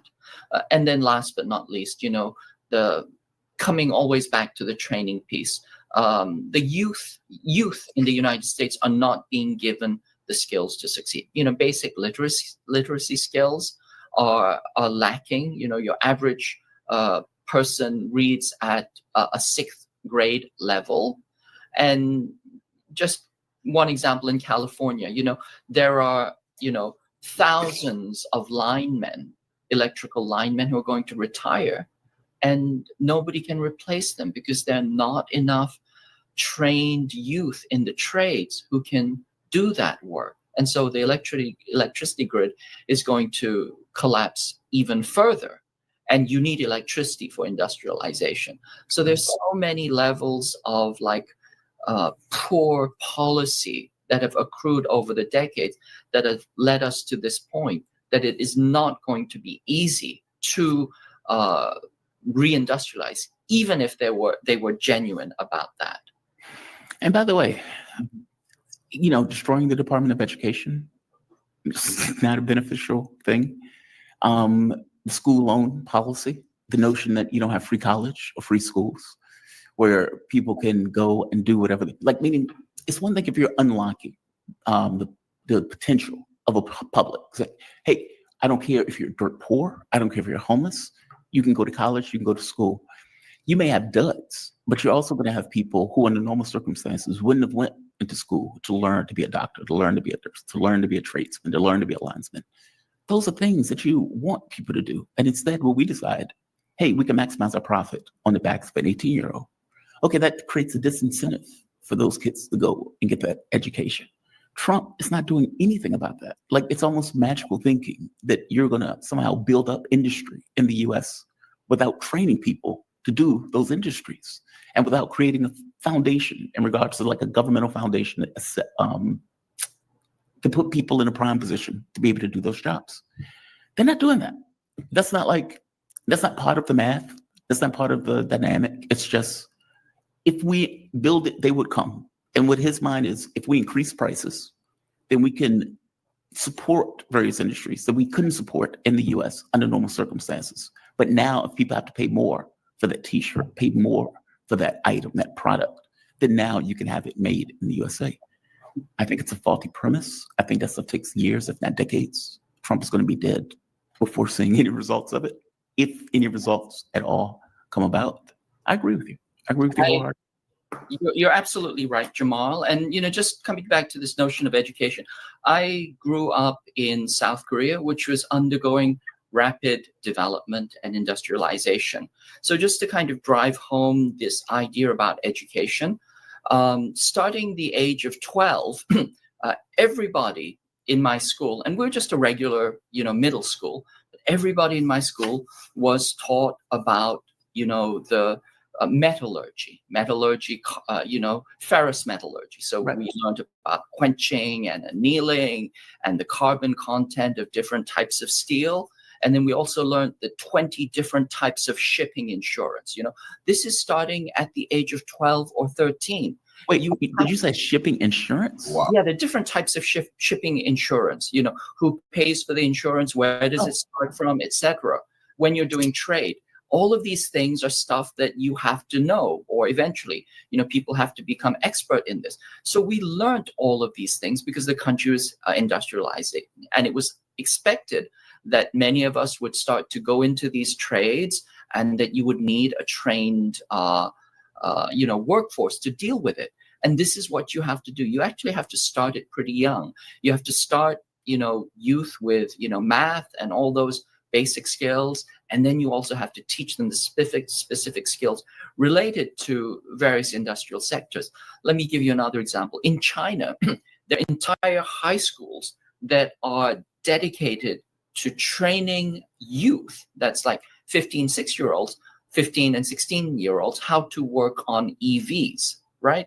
These are entire, starting the age of 15, they learn how to fix EVs. We don't have that. I'm sure we have short-term programs where you can pay through the nose to, to learn some of the basics, but you don't have, systematic, entire programs set up by, local departments of education to do that. You just don't have that kind of, forethought or, policy level programming. And so these are things that we need to do if we were serious about that. You don't see any of that. So that lets us know that the project of these tariffs isn't really about industrialization, or certainly it's not serious about industrialization. It's really about, finding a pretext to give tax cuts, even more tax cuts to the plutocrats and for, bashing the rest of the world. And possibly, as Brian Berletic says, is, building out a kind of isolationist structure and a decoupling that prepares for wars. And then, last piece, as you said, we've said this before, but when you take an 18-year-old and you make them take out, tens of thousands, hundreds of thousands of dollars in loans, the only thing you've done, two things. One is you've saddled them with debt for the rest of their lives, and they can never discharge those loans. Before, you used to be able to declare bankruptcy. You can no longer do that regarding student loans. So, you can expect to be paying those loans into your retirement and beyond. And at the same time, it makes, so that's the extractive part of financialized capital that is always trying to gain rents from the working class. And the second piece is you've disciplined them and you've made sure that they don't get any ideas, that they're not going to be, free thinkers or, creative or etc. You've set them up essentially to be exploited and extracted, and they won't challenge the system because they're already too burdened with debt. And then the last thing that you're doing there is you are, creating an entire ecosystem where everything is fed for profit, that you're not really, education in its best sense is the cultivation of the best capacities of each individual so that a society can flourish, that you train, teach, develop each individual to reach their highest potential. And by saddling them with debt right from the get-go, you send the message that you are just a worker drone, and you are going to, be under the boot heel of the plutocratic class the rest of your life, and that you're going to be essentially, you think of all these private schools that go into working class neighborhoods and they make big promises to these kids. Kids are 18, 17, they know nothing about it. They sign on the dotted line. Next thing you know, they're in the hawk for tens of thousands of dollars at schools that are essentially mills for extracting money from them, that they do nothing for, these working class students. They don't even train them or teach them anything. They just know that they have a captive audience that they've sold a bill of goods to, and they keep on, extracting money. And then when the kids can't pay, they put the money into collections. And next thing you know, collections is coming after these kids. So it's such a vicious, pernicious, ugly system. And it happens all the time from all directions. At 17, you're not even allowed to drink alcohol. And yet you can sign on the dotted line for a loan that you're going to have for the next 60 years. It's outrageous. It's just outrageous. And my boss used to talk about how in other countries, they want kids to go to school. And so they don't charge them for it. And the US is competing with other countries where kids can just go to school when they want to. And those kids would go to school and they would come here and they would get all of these really good jobs.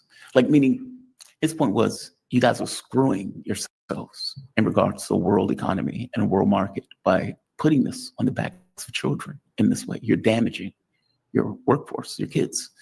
And I remember ECPI, some of these schools that you're talking about, those mills, you can't even transfer credits to accredited schools. So effectively, you have a degree that you can't really use for anything short of a specific task that you may or may not get. No, I agree with you. ECPI was one of those schools. I remember being in class, we were doing software engineering, and let's say 90% of the class couldn't do it, and they still got an A. It was that, right? Yeah. And I remember my teacher took me aside. He says, okay, you seem to be really proficient at this. I'm going to give you a separate project. Okay, he had to do that because I could do it, right? And many of the other people couldn't code themselves out of a paper bag. And yet they would still get B's and A's. It was almost like it was just given, as opposed to, okay, they're not going to use it anyway. They have other jobs. This is a throwaway degree. No, you're absolutely right. One last question before I let you go. Where do you fall on the Brian Berletic thing? Because there's two streams of thoughts. One is, okay, Trump really does believe that manufacturing can come back to the United States by using tariffs. He read a book on William McKinley, and he heard about tariffs. And he believes this country ran on tariffs at one point, and we can do it again. We can, anybody who's making under $200,000, the tariffs can just pay their taxes. Now, everybody else looked at this, look at this guy's incompetent, right? But he may believe that. The people around him may have a different idea. As you pointed out, all of them may have different ideas in regards to what they want to do and what they want to accomplish. And whether they fully explain those ideas to Trump is secondary to the point. I don't know if George Bush knew about Project for a New American Century as he was going about doing Project for a New American Century. I don't know if Donald Trump entirely knows about Pathway to Persia as he goes about seemingly following a very similar playbook to Pathway to Persia. He may be sending Wickoff over there to actually get a deal, not wanting a war, while simultaneously people around him pushing him to do things that are red lines in order to get their playbook through. So what he knows and what he wants may be secondary to let's say how he's being maneuvered, if that makes sense. Yeah, I tend to agree with you. First, the thing is, whatever it is the administration is doing, it is very confused, and they're sending multiple mixed messages. We do know that there is a significant batch of neocons inside the administration.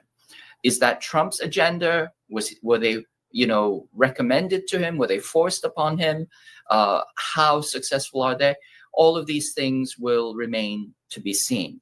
What we do know is that, I don't want to sound trite, but there is this thing that we call the deep state, right? It's the permanent national security state, and John Kiriakou, who was at the CIA, he said they would refer to the president as the temps, right? These are temporary people. We are the people who have the real power. We have the enduring institutional capacity, and we do what we want. And the temps, they come and go. So I think there is some real momentum. As I pointed out many times before, there is real momentum to war. Bessent, this is his third try at taking down China. He tried twice before, once with Soros, once with his own hedge fund. And this time, he's saying that, out of the goodness of our hearts, we want China to change. Well, if you want China to change, there's a deep contradiction there, because you want to help China because it needs change, because it's not doing so well. At the same time, you want it to change because it's doing too well, right? So there's a deep contradiction. Essentially, Bessent wants to take down China. He wants to destroy China. And his primary method is through financial means, as he tried before during the Asian crisis, where they shorted the Hong Kong dollar, right? You know how shorting works.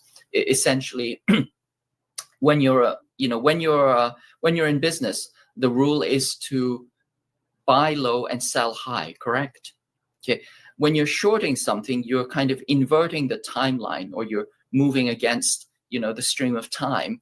And what you do is you buy high. So a traditional business, you buy low and sell high, right? And when you're shorting, what you do is you revert that time sequence. So you sell high and you buy low. Okay. How do you do that? You do that by borrowing money. So I asked Jamal, can I borrow $100 from you? I take your $100, I sell it on the market, and I get 700 yuan. And then the dollar drops, and then I take the 700 yuan that I have, and I buy dollars again, but this time the dollars are cheaper. And so then I return your money to you. I can even pay you interest, and I've still made out more money than through this shorting process. Now, the thing that happens when you have a trader like Bessent is not simply are they shorting, but the mere fact that they're buying and selling forces the market to go down. And this is what Bessent tried to do during the Asian IMF crisis. He essentially tried to destroy the Chinese economy, and he was successful in destroying several Asian economies, including Korea, Thailand, Malaysia, etc. So this can be very, very powerful.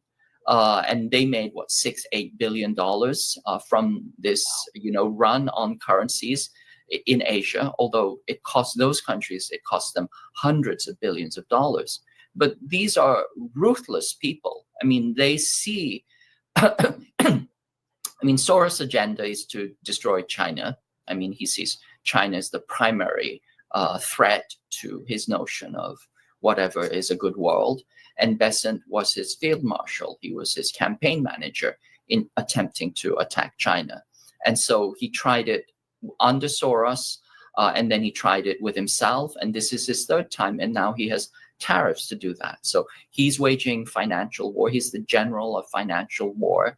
Navarro wants to reshore things. Hegseth wants, I believe, to escalate into military confrontation. How well are they coordinating with each other? How well is this thought out?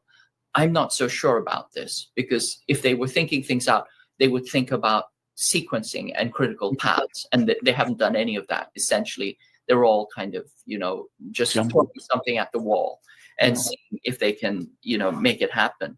But I believe at the end of the day that regardless of what Trump wants or doesn't want, I think that the escalation against China is real and very, very concrete. It's very, very tangible. You can see what's happening in Asia with all the escalating military exercises, the installation of very, very threatening weapon systems. For example, the Typhoon system in the Philippines, the counterforce, missiles in the Okinawan area, Okinawan archipelago, etc. And so these escalations are very, very real and concrete. And this is why China is sending a very, very strong message. Not simply that it is ready for financial war, economic war, trade war, but that it is also ready to go to the mat if it turns kinetic. And the horrifying thing is that if it goes kinetic, the US cannot win a war against China. It's simply not possible. They were unable to win a war against China when they confronted it directly in 1950, when China was one of the poorest countries on the planet. And the troops that were fighting the US, were wearing sneakers in the snow. This was how poor China was. Now, China is, 1,000 times more powerful than them. And the US is not stupid. They understand that that is the case. But what they are banking on, as far as I can tell from policy papers that are being circulated, is they plan to go nuclear. And this is why they're talking about having this seamless continuity between conventional and tactical nuclear weapons. And if it goes tac nuke, it will also go strategic nuclear. And this is where I, disagree, for example, with Carl. Carl Zah, seems to think that the US doesn't have capacity to wage war. Certainly, it doesn't have the real industrial capacity. China controls the rare earth metals. 900 pounds of rare earth metals go into every F-35. If they can't get those rare earth metals from China, they can't build those weapons. The same thing with Boeing parts, etc. But what they are counting on is what is called, a counterforce strike, rapid. Essentially, it's a nuclear sucker punch. Rapid. It's a decapitation strike with nuclear weapons. Exactly. And China is not going to put up with that. And so this is the real danger. So I think that we are in a world which is very, very dangerous. And we have to see the trade war as potentially this pre-kinetic dimension of a oncoming kinetic war, that the train is coming at us, which is why we have to work, I believe, to de-escalate the trade war and also to, do everything we can to work for peace. Carl, what is it, Carl Shaw? You think because Carl's thick is they don't have the balls to do it. And I think, I don't know, and these, It's the grizzly bear fallacy, right? I said that 6% of U.S. adults, sentient U.S. adults, believe that they can fight a grizzly bear and defeat it with their bare hands, right? I believe that there are people in the ruling imperial class, and certainly the corporate techno-fascist feudal class, who believe that they have the technical wherewithal to defeat China. These are people like Paul Malaki at Anduril, the Palantir guys who are facilitating the genocide in Gaza. They believe that with some good coding and some AI and some bots and some interconnected drones, that they can destroy China. So these people are the tech equivalent of the 6% that believe that they can fight a grizzly with their bare hands, except they're going to fight it with, lines of code. KJ, always appreciate you, man. And the audience loves you. Thank you. KJ No, he's a journalist, political analyst, writer, teacher, specializing in the geopolitics of the Asia-Pacific region. He's a contributor to the book Capitalism on a Ventilator, once censored by Amazon. It is now available at iacenter.org. You can also catch him on, what can people find you? The China Report on YouTube, on the Breakthrough News Network. And I just put out an interview with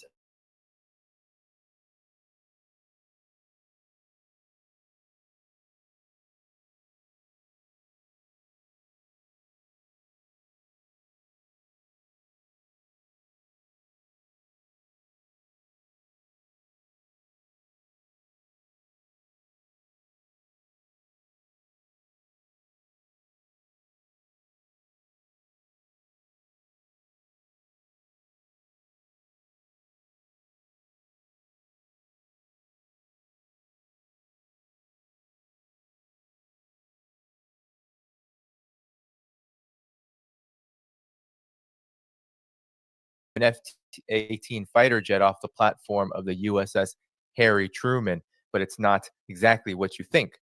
And then Russia continues to pound Ukraine. You have North Korea celebrating its participation alongside Russia in the liberation of Kursk and testing new missiles from its new destroyer. We have Russia, China, and Iran closer than ever. And in his first 100 days, Trump's foreign policy seems to have accomplished little but to expose the empire's weakness on the world stage. So now to discuss all of this and so much more, we have two very special guests. We have first Colonel Lawrence Wilkerson. He is former Chief of Staff and former Army Colonel, now retired. Thank you so much, Colonel Wilkerson, for joining me again today. Good to be with you, Danny. Then we have former CIA analyst, geopolitical analyst, Larry Johnson. Good to see you back again, Larry. Yep, I'm the other Larry. Yes, Larry Square today, everybody. Yeah. We have a great show. So let's begin, gentlemen, shall we? I wanted to play actually a ABC World News report, a very brief segment from it on what happened in the Red Sea now that there is an F-18 fighter jet, U.S. fighter jet now sunk to the bottom. So here is the report. We're just going to play a bit of that now. Tonight, the stunning fall from an aircraft carrier, a $70 million fighter jet going overboard in the Red Sea, crew members jumping to safety. The Navy says an F-18 fighter jet was being towed out of a hangar on the USS Truman when the crew lost control. The plane and the towing tractor both tumbling overboard, sinking to the bottom of the sea. One crew member was on the plane, a second on the tractor, both of them escaping at the last moment. One sailor suffering a minor injury. Officials say it's unclear whether enemy fire played a role or other factors like human error or mechanical malfunction. The Truman has been protecting commercial shipping in the Red Sea from ongoing attacks by Iran-backed Houthi rebels in Yemen, the carrier coming under fire several times. A U.S. official tells ABC News initial reports suggest a sudden movement of the carrier because of Houthi fire might have contributed to the crew losing control of the F-18. So I wanted to just stop it there and get your reactions, gentlemen. Oh, it looks like we lost Colonel Wilkerson, but I can first ask you, Larry, your reactions to this. What does this tell you? Because they're saying human effort. All of the media reports, though, are saying that Yemeni fire contributed to this. What is your take on what is really another stunning development. I think you might remember in December there was friendly fire that December 2024 that also shot down a F-18 in the same area. Your thoughts on what's going on here, Larry? Well, we really, everything I'm going to say is speculative based upon, what's been reported through different sources.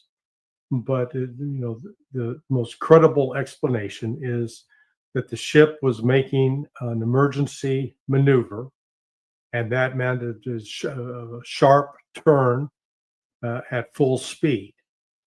This plane was on the, below the top deck.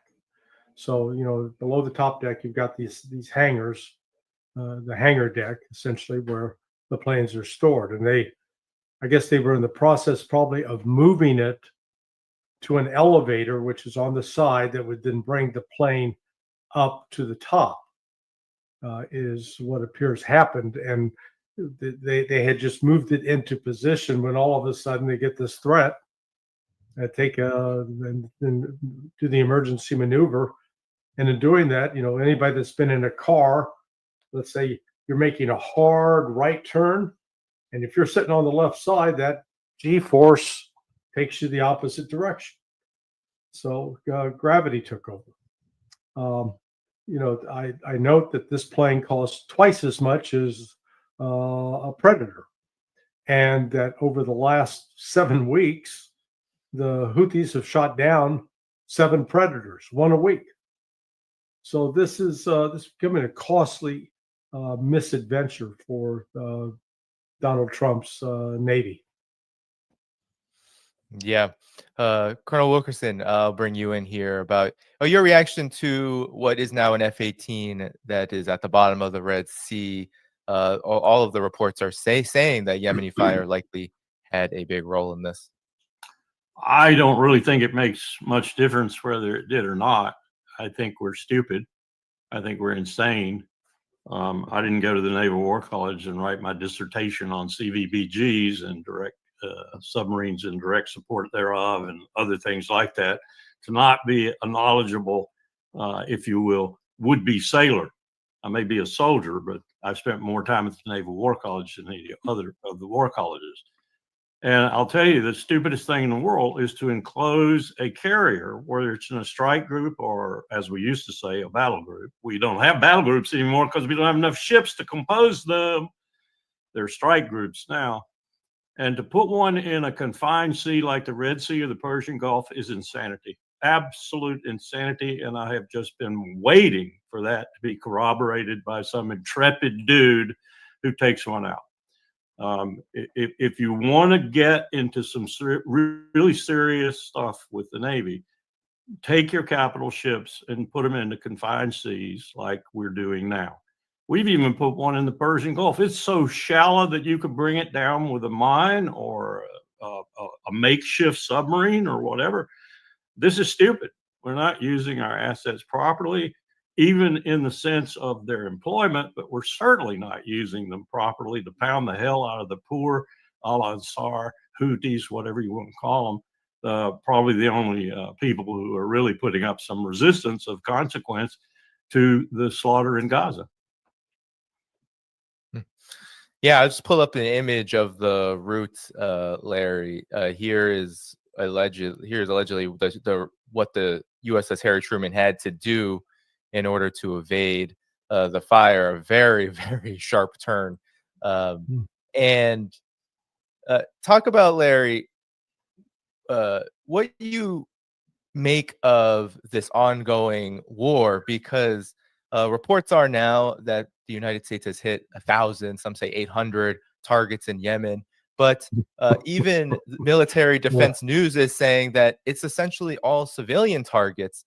And yet you still have Ansar Allah, or the Houthis, as they're known in the mainstream media, continuing these operations to the point where it's incidents like these seemingly are more likely to happen or even worse. They're going back to the era of Vietnam. Instead of body counts, we're doing bombing counts. And oh my God, we must be winning. We've dropped so many bombs. Look, the fact of the matter is the United States has no effective intelligence on the ground. And what their ostensible objective is to destroy mobile missile launchers.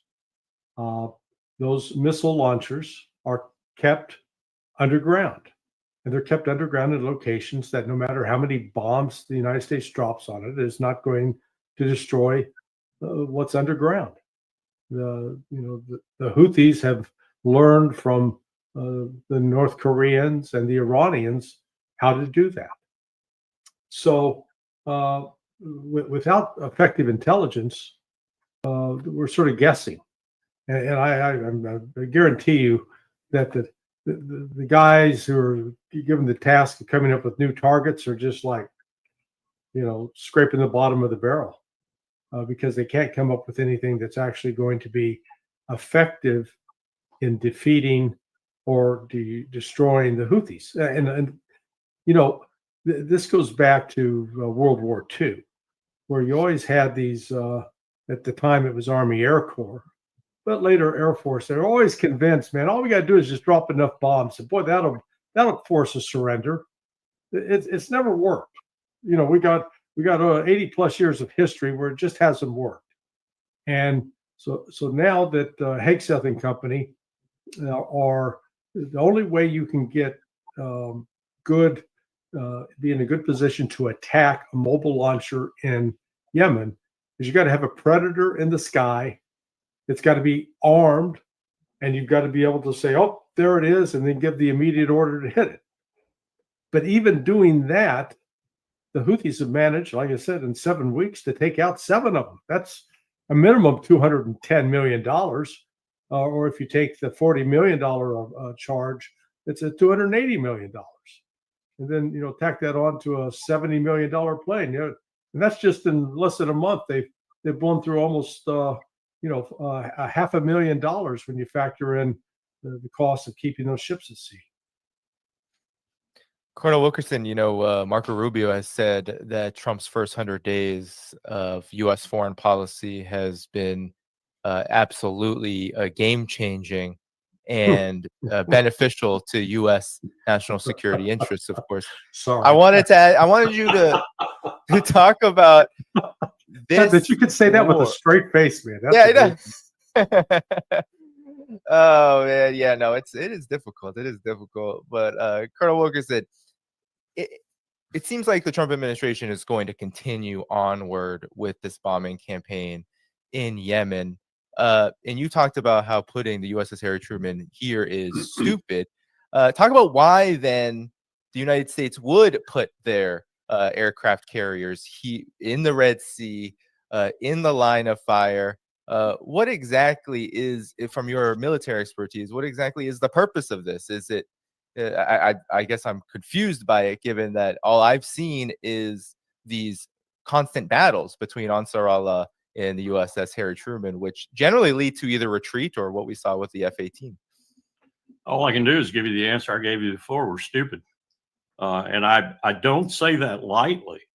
I have not encountered an admiral or a general, that's a full 4-star general or a 4-star admiral, or even a 3-star in either category, who has a brain of late. The paucity of knowledge, particularly warfighting knowledge, amongst those who are supposed to be the leaders of the American military is abominable. It's just atrocious. I don't blame Pete Hegseth if he fires about half a dozen or more of them. Most of them sit around waiting for that day when they can walk out the river entrance of the Pentagon and work for a 7 or 8 or even a 9-figure salary figure as an advisor twice a year or whatever for Lockheed Martin, Grumman, or one of the other giant defense contractors. That's one of the reasons there's an element in the Pentagon amongst the flags trying to unseat Hegseth, because they see that he's transferring 8-9% of this now $2 trillion. You ready for this? $2 trillion when you add it all up right now. $2 trillion going for national security. That includes factoring in that portion of the national debt, now over $1 trillion, that's attributable to national security outlays. So he's shifting some of that money away from these comfortable positions at Lockheed and RBX and Grumman and so forth that these people are going to get. That's all these people think about these days. I'm serious. I'm serious. There's such a paucity of strategic thinking and warfighting acumen in the Pentagon's flags and in the flags in general, even the unified command commanders who are called, quote, the warfighters, unquote. There's a paucity of fighting skill. Take the guy in Central Command right now who's planning with Israel to attack Iran, even though his president has told him, he's only got a few months left in the job, I'm told, but his president has told him that that's not the policy. And he's fomenting against Hegseth too. Yeah, Larry, this bombing campaign of Yemen, according to many media reports, including, of course, from the Ansar Allah and Yemen themselves, have come out with just devastating numbers in terms of civilian deaths and murder. We have earlier in April, 70 people either killed and wounded, twice as many per in Ras Isa, the Yemeni port. And we also had a migrant detention center in Yemen where 70 African migrants were killed by U.S. bombing. Now, you mentioned Vietnam. I mean, as of us talking, we are talking right around the time of Vietnam, the end of the Vietnam War officially, where the United States had to go.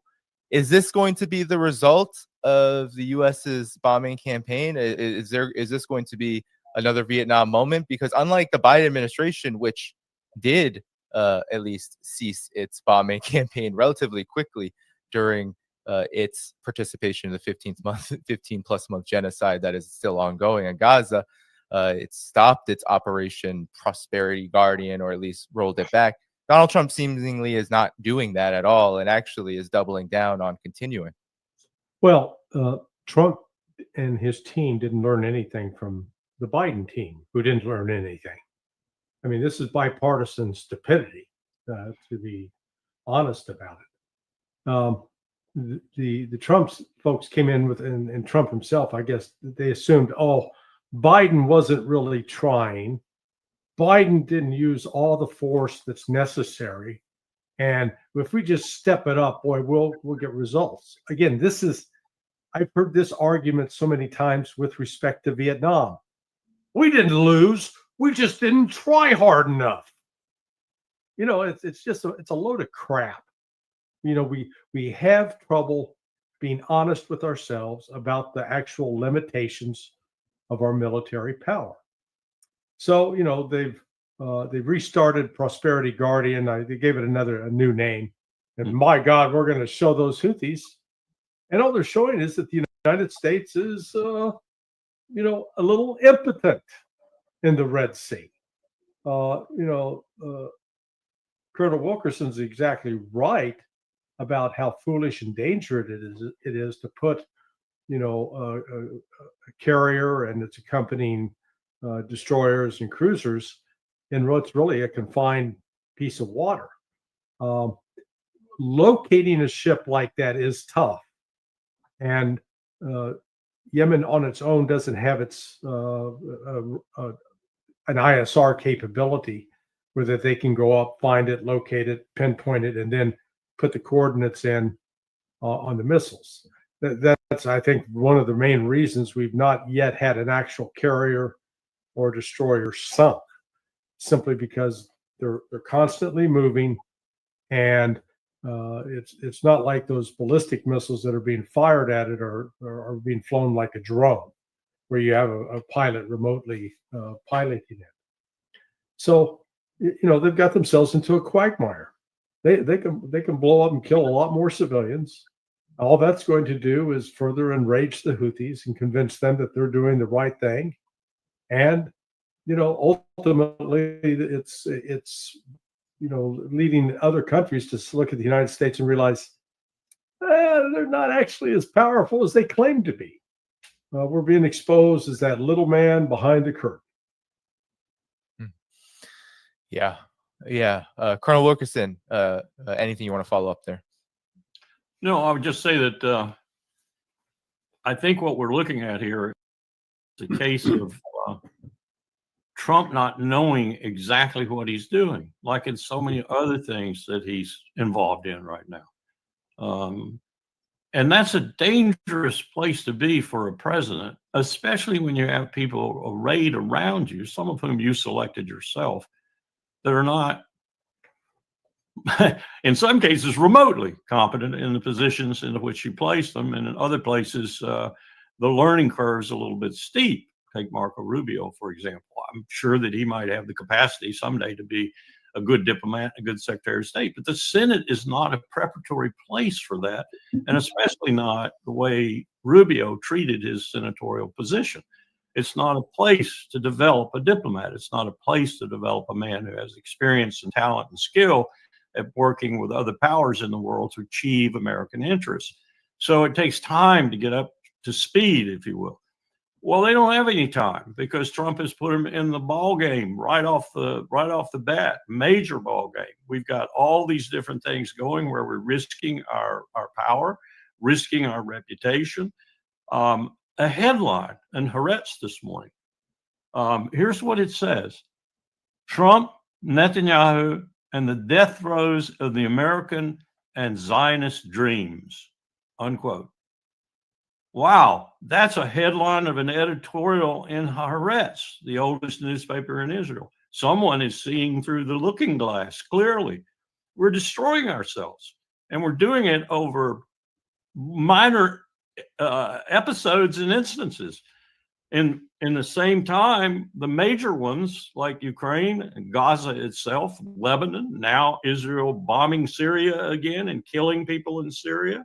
So much so that yesterday I heard the deal that Syria's new leader had said he was going to sign up to, he's backed away from because of what Israel is doing, killing people through the Druze and others in Syria of his own state. So he's angry at what's happening, and he's not going to go along with this deal. Apparently, at least that's what I heard. So this is insanity what we're doing, and Trump has no control over it apparently. Now, the one good thing I did hear, the one positive thing I heard just before I came on this show, is at the end of the foreign ministers, the BRICS foreign ministers conference in Rio de Janeiro, Lavrov, apparently having just taken a telephone call or having plugged in for a moment or two, Lavrov said some really positive things about Ukraine, about where the talks are, if you will, with regard to Ukraine on both sides, Washington and Moscow. And they were the most positive remarks I've heard Sergei Lavrov make in a long time about that particular situation. So maybe at least that one is shaping up. I'm skeptical of that because there are so many bumps in the road, if you will. But we're just marching around the world, as Larry said, acting like we're king of the road and we can do anything we want to do, when in fact we are being shown up in place after place after place as being impotent. So, Colonel Workers out there respectfully disagree about Marco Rubio. I believe this guy is a snake, and he will never be a diplomat. But I understand where you're coming from. But I wanted to pull up. This is what he said, Colonel Wilkerson and Larry. I can get you in here actually. This is what he said. No evidence to support this. It's not a thread. 100 days under POTUS leadership, we are thriving in the golden age of America First foreign policy. It's strong, America stronger, safer, more prosperous, and we're just getting started. And I just want to pull up quickly exactly what we're talking about today. It appears that this is where the prosperous foreign policy is for the United States under Trump. It's an F-18 at the bottom of the sea. But Larry, let me get you back in here to comment on, because this Yemen, this incident, another incident of Yemen firing missiles and it having an effect on what the U.S. is doing, not just on the war in Yemen, but in this larger regional war. Talk about where all this fits, because quietly or not so quietly, the United States is embroiled in a regional war again, not least the genocide in Gaza, but West Asia is very much on fire. Your take on where Yemen all fits into this and why the U.S. is seemingly in a forever war once again, this time on the Houthis on Sarala. Well, Yemen actually, while it plays, is supposed to play a large role in Donald Trump's vision of the Middle East. Is we're gonna defeat the Houthis. That'll show those Iranians, and they'll all bow the knee to us. Well, again, that policy's failing, and it fails on a daily basis. We're now 30 days plus 6 more, 36 days since they launched this operation. It was launched on the Ides of March 15th, and have not been able to quell the Houthis. They haven't been able to stop the Houthis from firing missiles, both into Israel and at U.S. ships. How in the world is the United States going to take on Iran, who is militarily light years ahead of the Houthis, and who has the added benefit of being supported with a strategic security agreement with both Russia? It's a formal agreement, and then I'll call it an informal agreement with China. There is this mythology right now that Iran, it's weak, man. It is as weak as it's ever been. It's like, we got Alzheimer's patients running these institutions, that they don't remember back to 2015 when the JCPOA, that Joint Comprehensive Plan of Action, was put into place. That at the time, Iran was embroiled in a war that had started in Yemen, fighting the Saudis. It was embroiled in a war in Syria, fighting ISIS, which was backed by Western intelligence, ironically. It was being sanctioned.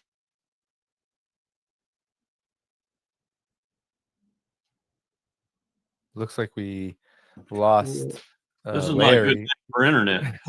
Yeah. Larry, continue. They just didn't like what I was saying. But when you look at where Iran is now, they've got the full backing of Russia, and they've got really the full backing of China. They've got good relationships with both. They're now integrated into BRICS.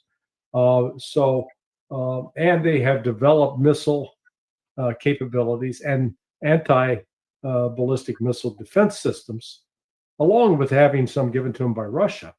So when you look at this picture of what the United States is trying to do strategically, the strategy in Ukraine, and this predated Trump, but we can't let Trump get away with this nonsense that, I had nothing to do with this war.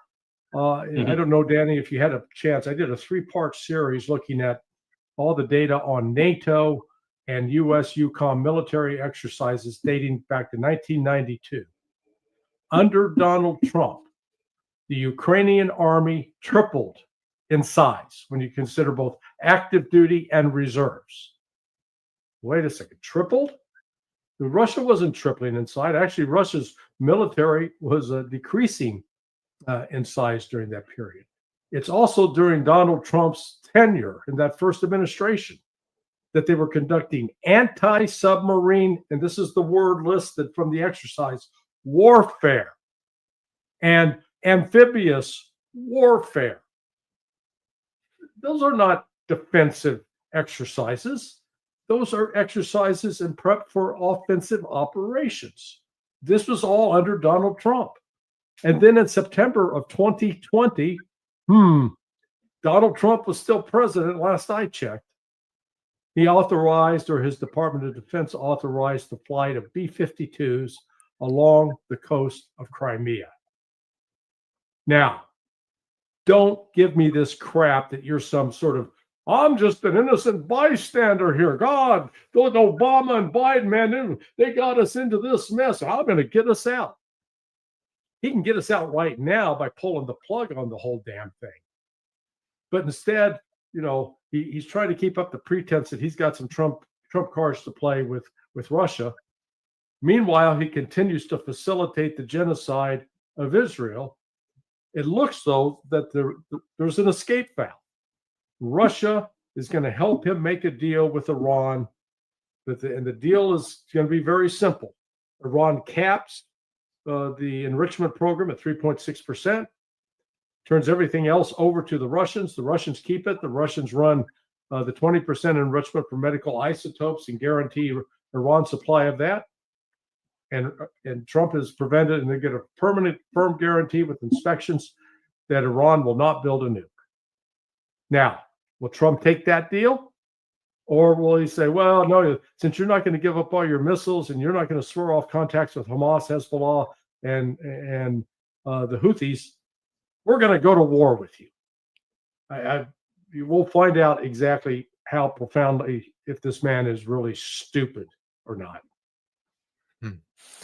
Just Yeah, add please. to what Larry's saying.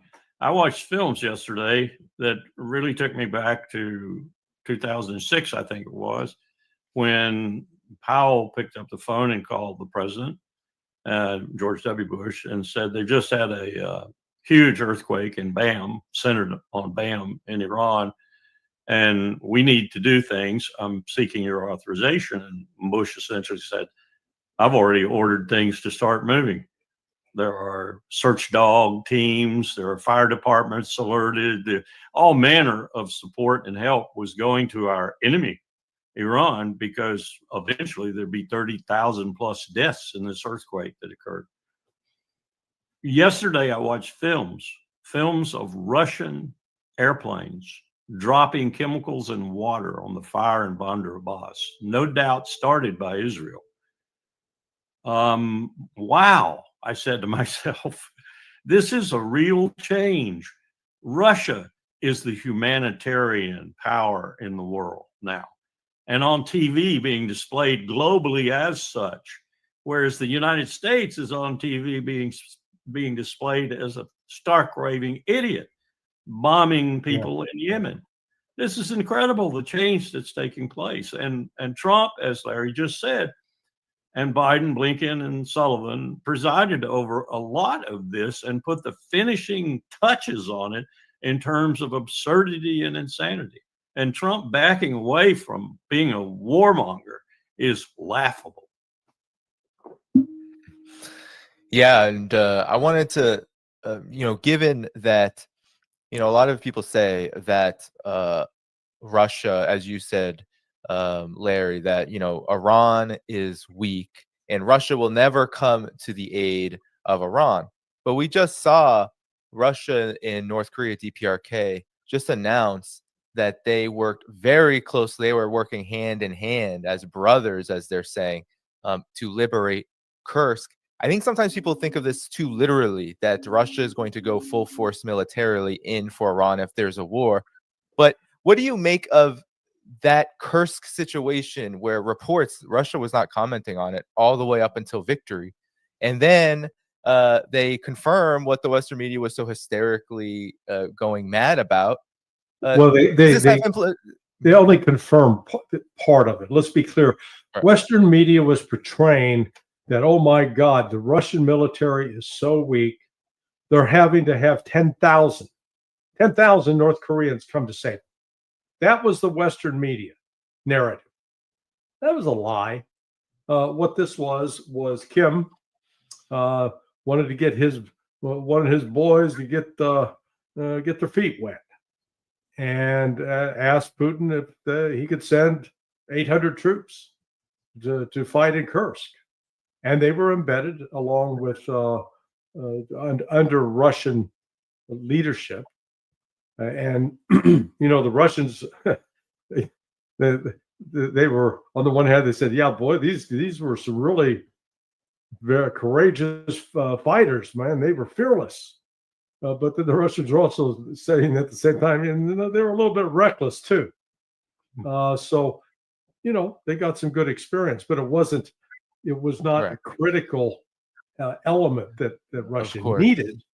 But Russia had signed a defense pact with Korea, and so with North Korea. So North Korea is saying, "Hey, we don't want to just be the takers. We're going to be the givers. Here, let us." They get something out of this by getting these guys, instead of doing a military exercise, they get thrown into the real deal. And this is like, yeah, it's not like that. It's not like that's the first time the Russians have ever worked with the North Koreans. yeah, exactly. So I mean, Yeah, well, yeah. No, I wanted to add, it was entirely the intelligence community, the Western intelligence, tried to paint this as another indicator of Russian weakness, and that kind of malevolent analysis is dangerous for us, because it fails to allow us to appreciate what's actually happening on the ground there.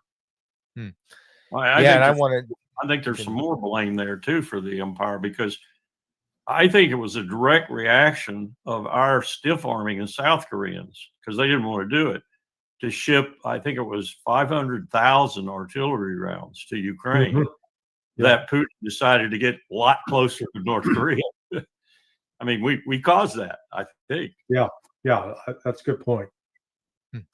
I wanted to ask the implications for these emerging. I know Russia doesn't want to say it. I know Iran doesn't want to say it. I know a lot of the countries emerging in the multipolar world don't want to say military alliances. But given that there is this threat of war with Iran, as you have talked about, maybe we can turn to you, Colonel Wilkerson. What does Korea, DPRK, North Korea, and Russia's working together in Kursk, does it send a message that a similar kind of cooperation could be in the cards if there was to be a war against Iran, given how deeply these two countries now are getting closer together? I think Larry's right. If I read, and I haven't read the English translation of the Farsi Russian, but I've read enough reports on it to where I think I understand the fundamental nature of the security agreement between Tehran and Moscow. And it is, if they are blatantly attacked, not in all circumstances, but if they are blatantly attacked, which I think Russia would interpret the U.S. bombing campaign against Iran to be a blatant attack, then Russia will come to their aid. And I don't doubt it for a moment that they would. Now, what that aid would constitute, I don't know. But I know there's a new equipment training team on the ground right now in Iran. It's been there for about 6 weeks now. And it's training them in the latest fighter aircraft that Russia has given them. It's probably going to put a squadron up in the air here very shortly. And I understand there are a couple more squadrons coming behind that. So, and we already know about S-400s and things like that that are probably integrated into the Iranian air defense system now. So I don't doubt for a moment that Larry's right, that they would probably come to some sort of assistance if it were a blatant attack, which an attack by this would certainly be.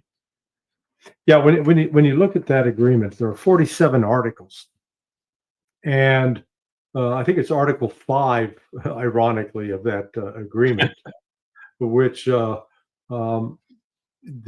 Russians basically, it's not if somebody attacks you, we're going to attack them.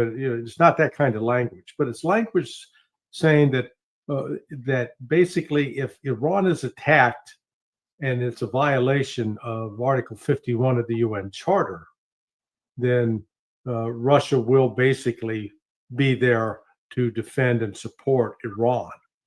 That entire agreement talks about intelligence cooperation, talks about further defense cooperation in both manufacturing of weapons as well as military exercises. Talks about intelligence sharing. It talks about diplomatic interactions. It talks about building up the nuclear industry in Iran. And it's only in the very last part that you finally understand the reason for this. It is to create bring to fruition the North-South corridor. So from Russia's standpoint, creating this corridor, which will run from the Arabian Sea in the south, all the way north through Tehran, up through Azerbaijan, the Caspian Sea, into Russia, going all the way to St. Petersburg. So what they're doing is it's going to be a combination of maritime and railroad transportation to and from the seaports that are in St. Petersburg and then the Bandar Abbas down in southern Iran. And so this is where Russia is looking at this strategically, not just right now, but down the road, because apart from its access to the Pacific Ocean, if Russia wants to get into the Mediterranean or into the North Atlantic, it has to right now go through choke points that can be pretty easily shut down or create a real challenge strategically for Russia. And so creating this lane where they'll have another economic supply route firmly in place with Iran is why they, I think they made this decision back in 2018 to start this route. Because if you recall, it was in 2015 that Russia and China joined up with the West to sanction Iran. Then about 2-3 years later, and I think this was partly a result as Russia watched these continuing NATO exercises that were growing in intensity, and they knew that they were the enemy and they were the target of these exercises. They then started the plans for the first joint China, Russia, Iran naval military exercises took place in March of 2019. Now that thing is Colonel Wilkerson knows the planning process for those kinds of exercises start 12 months, 18 months out. So there was something that happened in mid 2017 that led Russia to say, we need to work on solidifying a relationship with Iran. And I would argue that one of the reasons Iran did not retaliate militarily after the October 27 attack by Israel was not because they were afraid, not because they were weakened. They were in the final negotiations with Russia on this comprehensive security agreement. And Russia recognized the last thing they wanted was to tip off a major war in the region. They want to secure that line of communication. And I think the Russian and Chinese are thinking about this strategically, and the West, we're looking at belly button fuzz. Yeah, that is the MSR from World War II.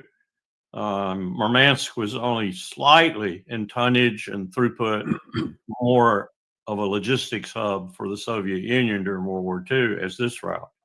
And we started working on this route with the British well before the war started for us, because we knew that we were going to get into that war, and we knew we were going to have to supply the Soviet Union. We knew Hitler was going to attack the Soviet Union eventually. Churchill knew it. Roosevelt knew it. So we started working on that route. We put about 800,000 wheeled vehicles up that route during the course of the war. And many historians will tell you that Stalingrad could never have stood unless that supply route had been there. Well, they're just reviving it. They have some experience with it. And you also have to look at the Chinese railroads that are making their way towards Iran, making their way towards the center part of Central Asia, and even making their way. I understand the 16-hour one was going to debouch in Ukraine, and the war there has caused that to stop construction on that railroad.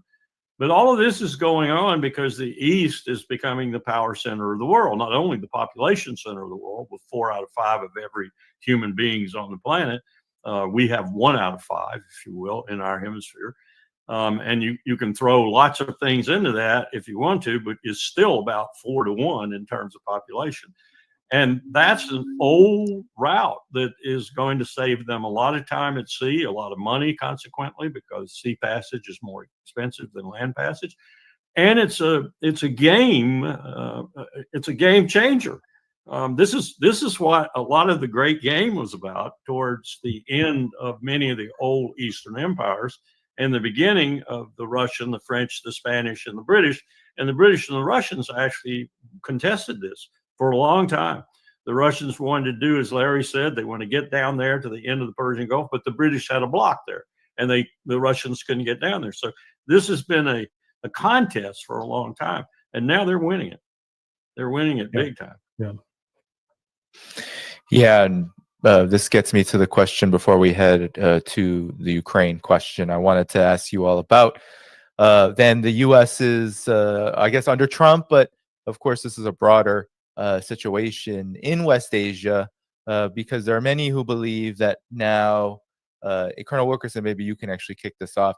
Many people believe that it's Israel that is dragging the United States, back into Gaza, more aggressive toward Iran, and it was Trump that had to get into the peace talks, not the peace talks, the nuclear talks with Iran.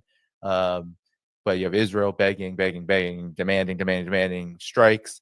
But of course, the entire, with Yemen, with Iran, with Gaza, and the entire region, you do have this situation where there are many people who believe Israel is the one who is kind of dictating all of this.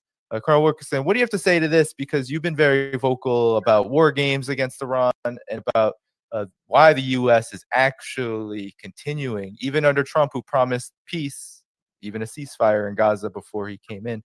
So what do you make of the purpose of all of the explosion of warfare that's gone on there? And of course, these Iran talks, which there's optimism, but also there's Michael Anton and neocons also chomping at the bits to potentially sabotage them. I think that's one of the reasons that there's so much turmoil around Pete Hegseth right now, the Secretary of Defense, because there are so many different people who want him gone. But one of the most powerful elements, composed of both uniformed military and civilians, and particularly some, I would put probably Mike Waltz, the National Security Advisor, in this category, maybe even Marco Rubio, who don't like the fact that Hegseth has sided with Trump, apparently, with regard to a war with Iran, and therefore not sided with Bibi Netanyahu and not sided with them who want a war. And this goes all the way to the Central Command, Unified Command Commander, too, who wants the war. He, after all, met with the Israeli Defense Force and with, I'm told, with Netanyahu, too.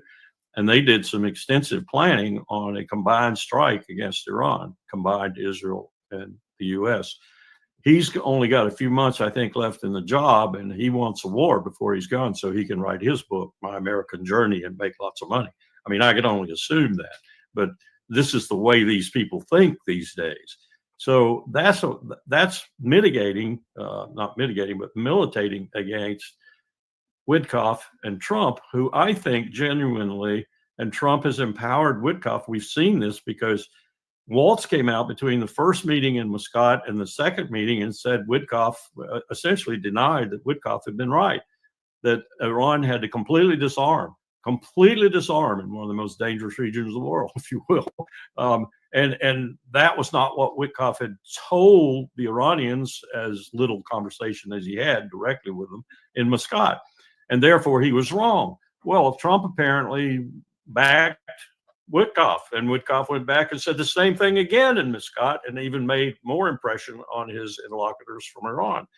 And now we're moving down that path. So it looks to me like Trump is backing Witkoff, but lots of other people in the government don't like what he's doing. Hegseth has had a problem because he's more or less going along with that, at least in the public domain, he's going along with it.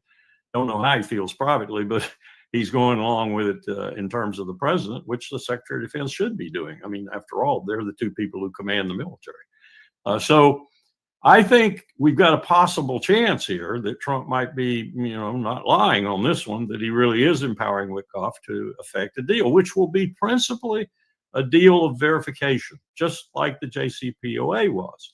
And as people have said, I think Larry said this when my internet went out, the Russians will do as the Russians had said they would do before. They will take the uranium that's enriched above 3.7% or whatever it is. And if Iran needs some for medical purposes or whatever, they'll give it to them. But this is workable. This is with the IAEA helping. It's workable. And I think Trump wants this and not a war. This is going to be a huge bone of contention within his administration, as we're seeing now. Yeah, Yeah, I mean, how could there be a war? I mean, that's a question I have. Larry, please go. But if there is a war, it's just be absolutely catastrophic. But Larry, please jump in. Well, we can't rule out Iran trying, something in desperation to attack Iran, but the attack. Sorry, did you mean Israel? I mean Israel to attack Iran. That it will end badly for Israel. This I am troubled by assumptions that people in the Trump administration are making, that people in Israel are making. And number one assumption is that they destroyed Iran's air defense system and inflicted serious damage on Iran on that October 27th raid. They did not. And yet, that's what they're telling themselves, that they did. Oh, yeah, we did. Since then, Iran has now deployed an over the 2,300 kilometer over the horizon radar, which means they can see everything into Israel now. So there's no chance of a surprise attack or a stealth attack, and that also sweeps down towards in the direction of Diego Garcia. So Iran is much stronger, better positioned, both militarily and diplomatically, because the agreement with Russia went into effect on January 17th. And I think Russia determined the timing of the signing 3 days before Donald Trump took the oath of office as a deliberate sign. We're here, we're backing them, they're part of us. Now, as Colonel Wilkerson correctly noted, this is a deal, just wait, this is low-hanging fruit. This is an easy deal. Iran will happily agree to 3.6%, keeping its peaceful nuclear energy program going in exchange for lifting the economic sanctions. No problem. They'll do that. And they'll allow inspections. Let the IAEA put whatever group of inspectors you want, come in, look. We're going to show you that you can be confident of that. Well, if Trump doesn't take that deal, then the man is a certifiable moron. Because if he succumbs to the Zionist objections, and Bibi Netanyahu's going to scream and howl, all of the Zionist crazies will be enraged. You've got elements within the U.S. government that will want to try to bomb, join Israel in an attack, or even encourage Israel do the attack. And once Iran's responding, then we'll join in with you.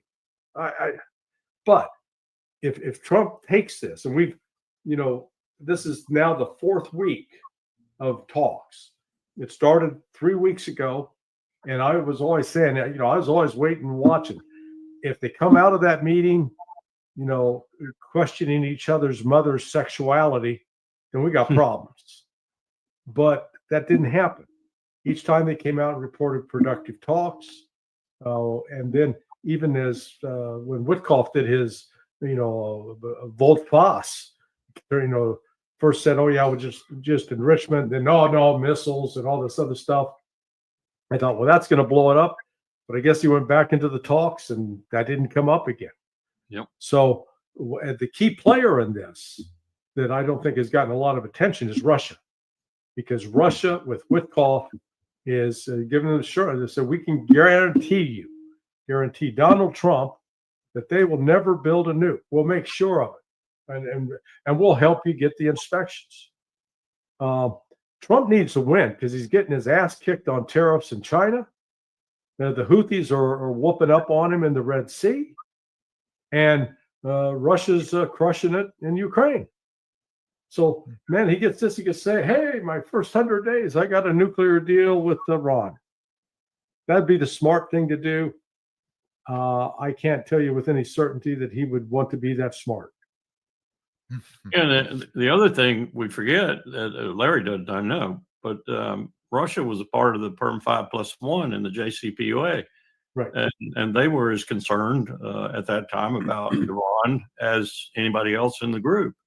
And that concern hasn't gone away, even with a security agreement and everything else. And they would be willing, I think, as Larry said, to be sort of an overseer from that perspective. Maybe a little more friendly overseer now, but nonetheless, an overseer, and to make sure that things are copacetic there. Yeah, and I think a big theme of all of this has been Russia and China too coming together with Iran to prevent the war. They don't want to see an escalation or proliferation of war, and they've actually been, from my view, I see them operating almost first and foremost as the leaders of this, and then the United States coming in, even though it looks on the surface that Trump's bluster, war threats, all of that are what is driving all of this, but it seems to be that this process, Iran is with Russia and China, and then they're going, and the process is then being mediated with Donald Trump's involvement. But gentlemen, how about we get to Ukraine, because I know Larry has to go in about 25 minutes, and I wanted to cover this topic before Larry goes. So yeah, let's talk about what's been happening in Ukraine. So even though Vladimir Putin has, of course, called on Easter ceasefire, there's going to be the Victory Day ceasefire, Russia has been escalating on the front lines, and this has angered Donald Trump and his administration to a large degree. Talks of walking away, Russia not being ready. You have Russia launching hundreds of drones at Ukrainian positions into Kiev. And here's what Donald Trump had to say in a recent interview for, I believe it was ABC. I'll just play a portion of this. Here we go. Makes me think that maybe it does feel like something's happening after that meeting with Zelensky in St. Peter's. You posted this on social media. There was no reason for Putin to be shooting missiles into civilian areas and cities and towns over the last few days. It makes me think that maybe... Well, that was part of my post, but you're right. That was part of a post. And it says, it makes me think that maybe he doesn't want to stop the war. He's just tapping me along. Yeah, that's possible. Sure. He might be... He could be tapping me along a little bit. I would say that he would like to stop the war. I think that if it weren't for me, I think he'd want to take over the whole country personally. I always felt. So when I left, there wasn't even a chance that this would happen. When Biden got involved, I won't say whether or not he handled it properly, but obviously it wasn't good because the war started. Putin went in, the war started. I believe that Putin wanted to get all of Ukraine once he went in. And I think part of the reason he went in, he saw what happened in Afghanistan, how incompetently Milley and all these guys handled that. It was one of the greatest embarrassments of our lifetimes, but maybe in the history of our country. Okay. So Putin went in. I think Putin wanted all of Ukraine. Right. I think if I didn't win the election, he would have gotten all of Ukraine. So he repeats this mantra that Putin wants all of Ukraine. It's very familiar. We've been hearing this for many years among the warmongers who have been facilitating the proxy war in Ukraine. Larry, how about you? You want to begin talking about your reaction to this and just this, what's been going on? Because it seems like Russia is pushing forward and these talks are They're taking a while, and we're very much in the throes. Well, Trump, again, it's either through ignorance, and it's a sign that the deep state was working aggressively against him or to engage in war, or he was just, not paying attention. But it was during his first administration that the Rand Corporation produced that paper in 2019 about weakening Russia, and one of the ploys was to use a war. And that was followed up by this paper by A. Wes Mitchell, who again had been a diplomat under Donald Trump in his State Department. And Mitchell, it was done for the Office of Net Assessments at the Pentagon. December 20, it was either December 20 or it was actually commissioned probably late 2019. And again, they envisioned provoking a war using Ukraine against Russia. So, here's Trump trying to pretend that he's the honest broker on this, and yet he's not listening to Vladimir Putin. Putin has said on June 14th, 2024, what the conditions are for securing a peace.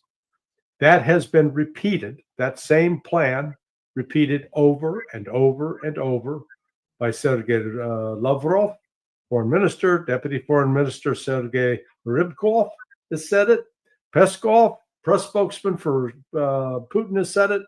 Maria Zakharova, she said it. She's the press spokeswoman for the foreign ministry. They're very clear. They're not going.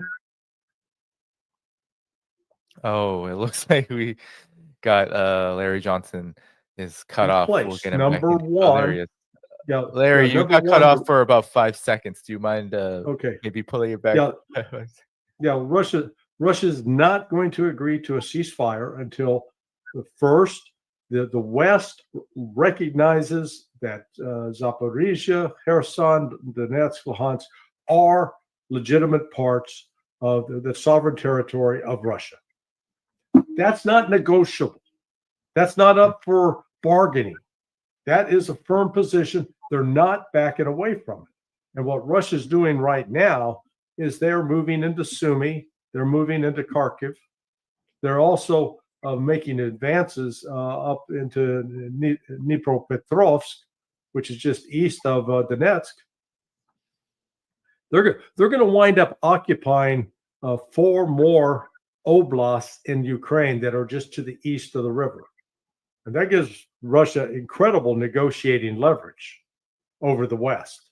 They don't want to take all of Ukraine, but by God, they're going to take half of it at least up to the Dnieper River, and then they'll see what the West wants to do. As long as if Putin decides, you know what, we're going to have a referendum, we'll let the UN supervise it. We'll let the people in Poltava and Sumy and Kharkiv and in Dnipropetrovsk, we'll let them vote. Want to come back to be part of Russia? You want to go and stay part of Ukraine? You guys choose. If that vote is allowed, I guarantee you those 4 provinces they'll be Russian in a heartbeat. Yeah, Colonel Wilkerson, I want to get you in here about your impressions. It seems like Russia continues to push forward, very firm. While they're very friendly, you mentioned Sergei Lavrov. There's been a lot of positivity about the talks with Donald Trump, and yet as Larry was saying, the demand, like the overall conditions remain the same, and Russia continues to even escalate on the front lines. Your impressions of what's been going on here? Well, I don't disagree with what Larry just said from an operational point of view, but I watched Sergei pretty closely, and this is what he said.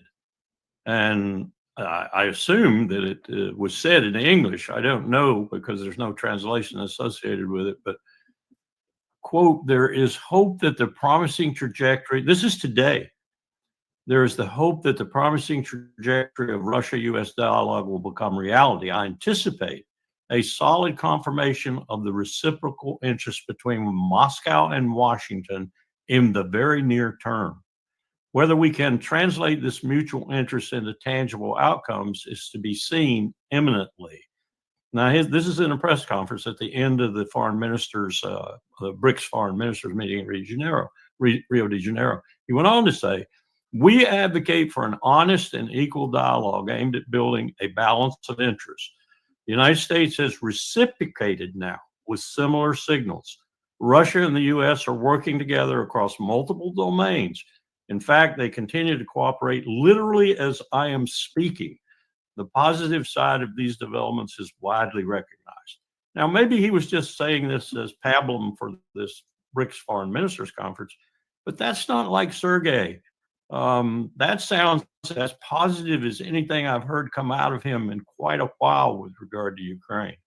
So Right, maybe Witkoff has actually accomplished something. Well, actually, but did you see Lavrov's statement 2 days ago to O Globo, the Brazilian newspaper?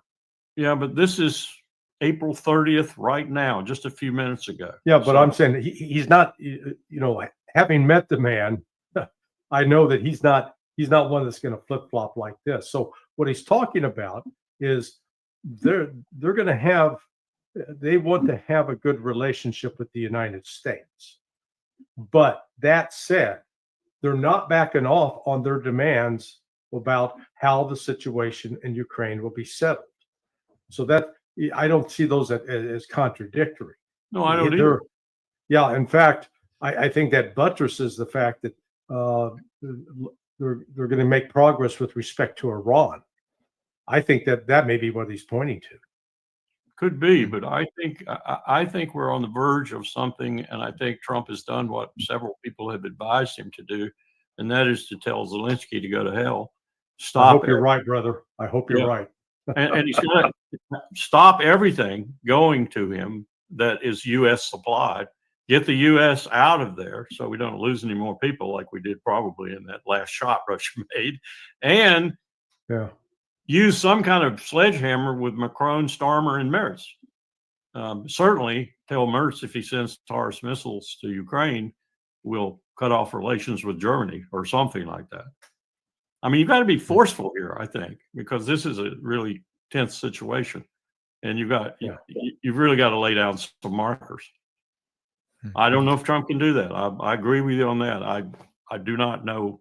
I know his team can't do it, but maybe he can do it. And Witkoff seems the kind of person he could do it through if he really wants to do it. And that's the question. That's the huge question in my mind. I think it was that last Witkoff last week when he went to and sat down with Putin. He brought in that plan that they were trying to sell, immediate ceasefire and all that. Right.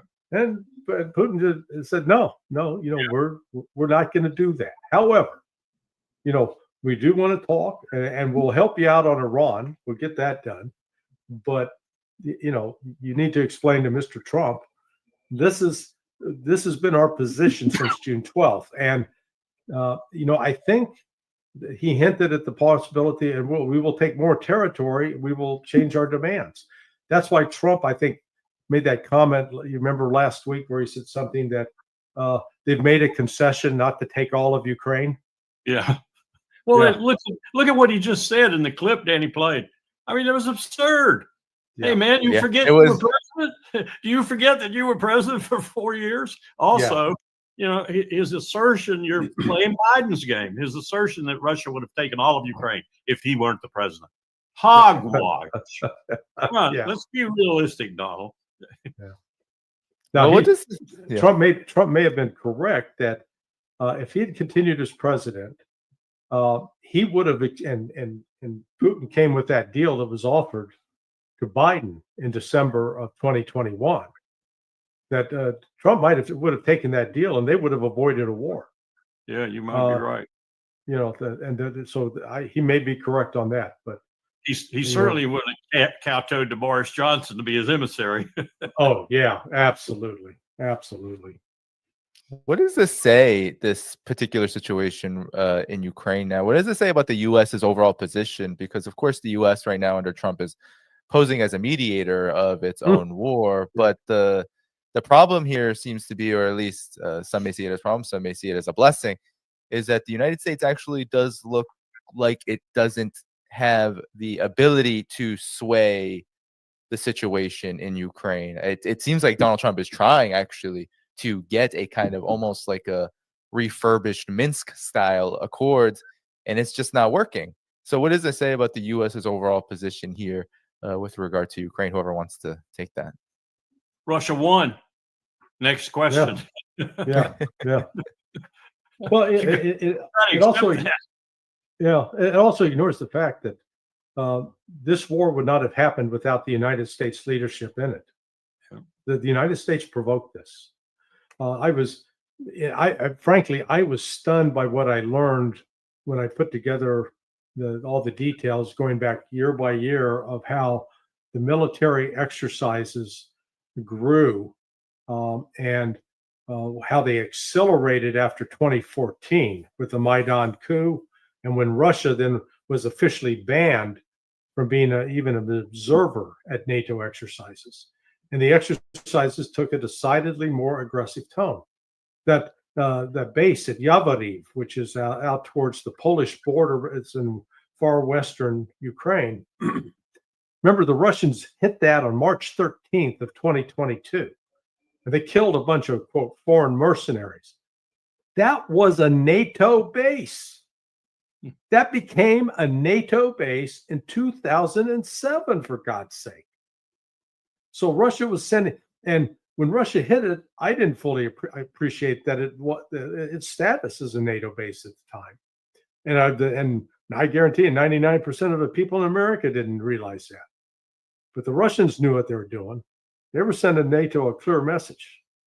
And so they're not going to allow NATO to continue to exist on their borders. I don't think that they recognize that era is over. If the West wants to negotiate a peaceful end to this, great. They would prefer to go a peaceful route.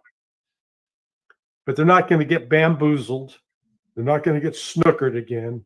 They're not going to. They've trusted, and you've heard Lavrov say this. He said that to Margaret Brennan on the Face the Nation interview, that they've accepted face promises from the United States and the West on ceasefires and have been betrayed every time.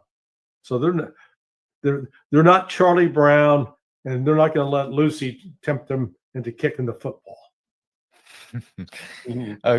Colonel Wilkerson, talk about the military crisis here too, for not just the United States, but there's this overall plan laid out by Pete Hegseth, where it was the United States was going to reorient itself toward other priorities. In Europe, was going to essentially take over the security priorities of this part of the world, i.e., and I think he even said Russia.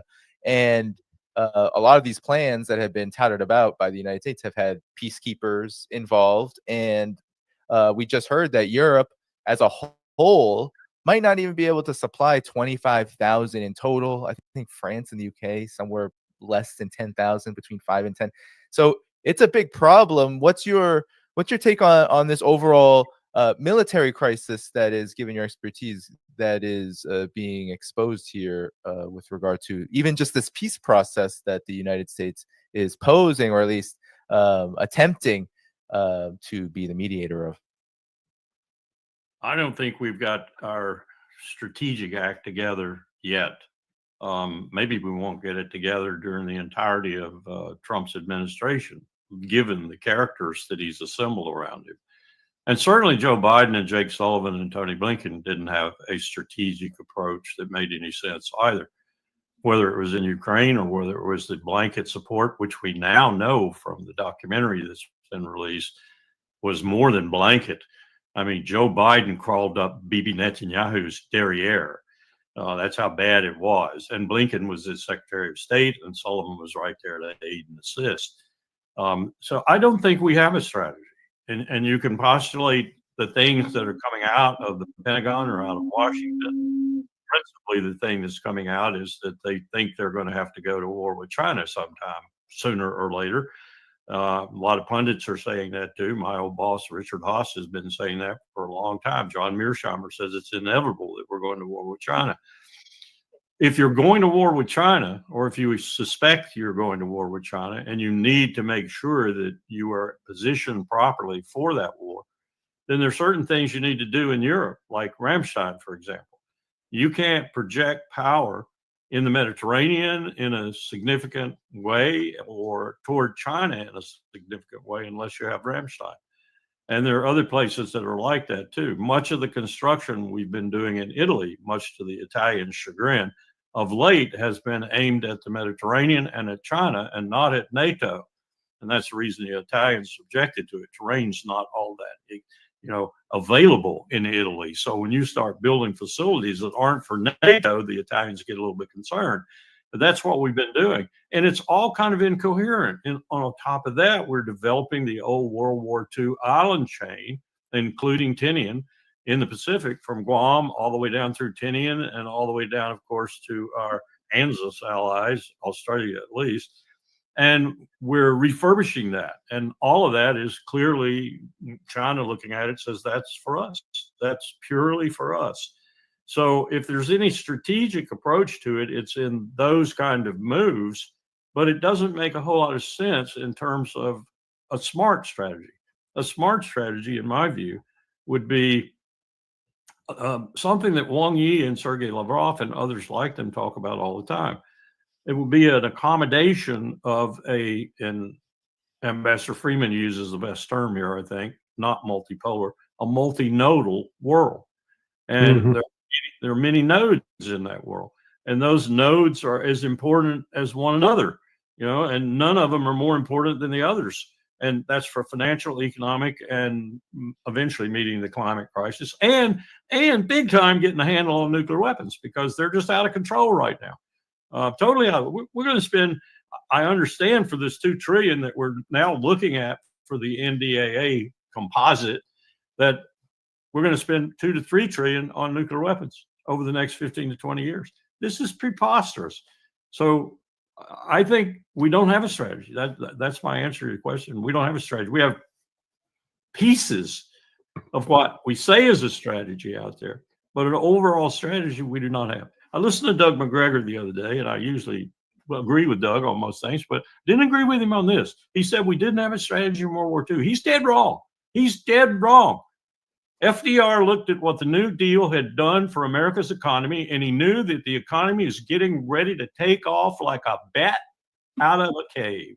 And what he did was, with Marshall and Leahy and King and McNair working for Marshall, he said, we're going to be the democracy. We're going to be the arsenal of democracy. We're going to take this engine and we're going to supply everybody that's going to have to fight Hitler. And that's what we did. We supplied the French, the British, we supplied ourselves, we supplied the Free Poles, we supplied the Soviets big time. And we limited ourselves to 100 divisions. And we knew that was dangerous. We knew it was dangerous. And when the counteroffensive in the Ardennes came in 44 and 45, we saw how dangerous that was, because the Germans had a lot more in their Wehrmacht. So here we are limiting ourselves to 100 divisions because we didn't want to take the men away from the industrial base. It was a very effective strategy until Eisenhower screwed it up in his response to that counteroffensive in the Ardennes. But we don't have anything even remotely like that today. Not anything. No one's thinking in those kind of grand strategic terms. And if you can't think that way, you have no business being an empire. Yeah, Larry, same question to you. What is this? Where Ukraine as a proxy war, as a war, especially a war between great powers, what does it expose about, especially the U.S. and the West's military crisis? Because it seems like the peace talks are kind of reflecting what the reality is on the war front. Well, as Scott Horton's book, Provoked, which is back over my shoulder, lays out, this war was provoked with Ukraine and Russia. And you have to say, why did they do it? And it was very simple. They feared the union, the alliance of Russia and China together, and felt that by inflicting a military defeat on Russia, that it would compel Russia to come to the West and become basically subservient to the West. And then with us and Russia, we could take on and destroy China. Now that is actually, that's what this A. West Mitchell wrote. The paper was published in August of 2021 in the National Interest. People can go read it for themselves if they think I'm fabricating this. But that was the strategy. Now, this was not just A. West Mitchell's musings. This was officially submitted to the government as Donald Trump's final months in office, and it was there for Joe Biden and his team. What they have created through the sanctions imposed on Russia as in the aftermath of the start of the special military operation is a dramatic acceleration of the institutional growth of BRICS. It has brought China and Russia together in this relationship that the West always feared, and now it has become a reality. And so this defeat that that the West is going to have to eat in Ukraine will mean not only did the strategy fail, but it exposed the limitations and weakness of NATO, both as a military and is not a military industrial power. It's actually powerless. It doesn't have the military, the industrial base to sustain a modern war. It doesn't have the kind of weapon systems that are effective in defeating and overcoming those employed by Russia. Just the opposite. Russia, in fact, has demonstrated weapon systems that the West does not have, including hypersonic missiles, and more importantly, the Oreshnik, this intermediate range ballistic missile, which now can target all of Europe. And there's not a single air defense system that even on the drawing board that are capable of taking it down. And then you get to the issue of China. And what is alarming for me is I'm listening to Secretary of Treasury Scott Bessent and others in the Trump team and Trump himself.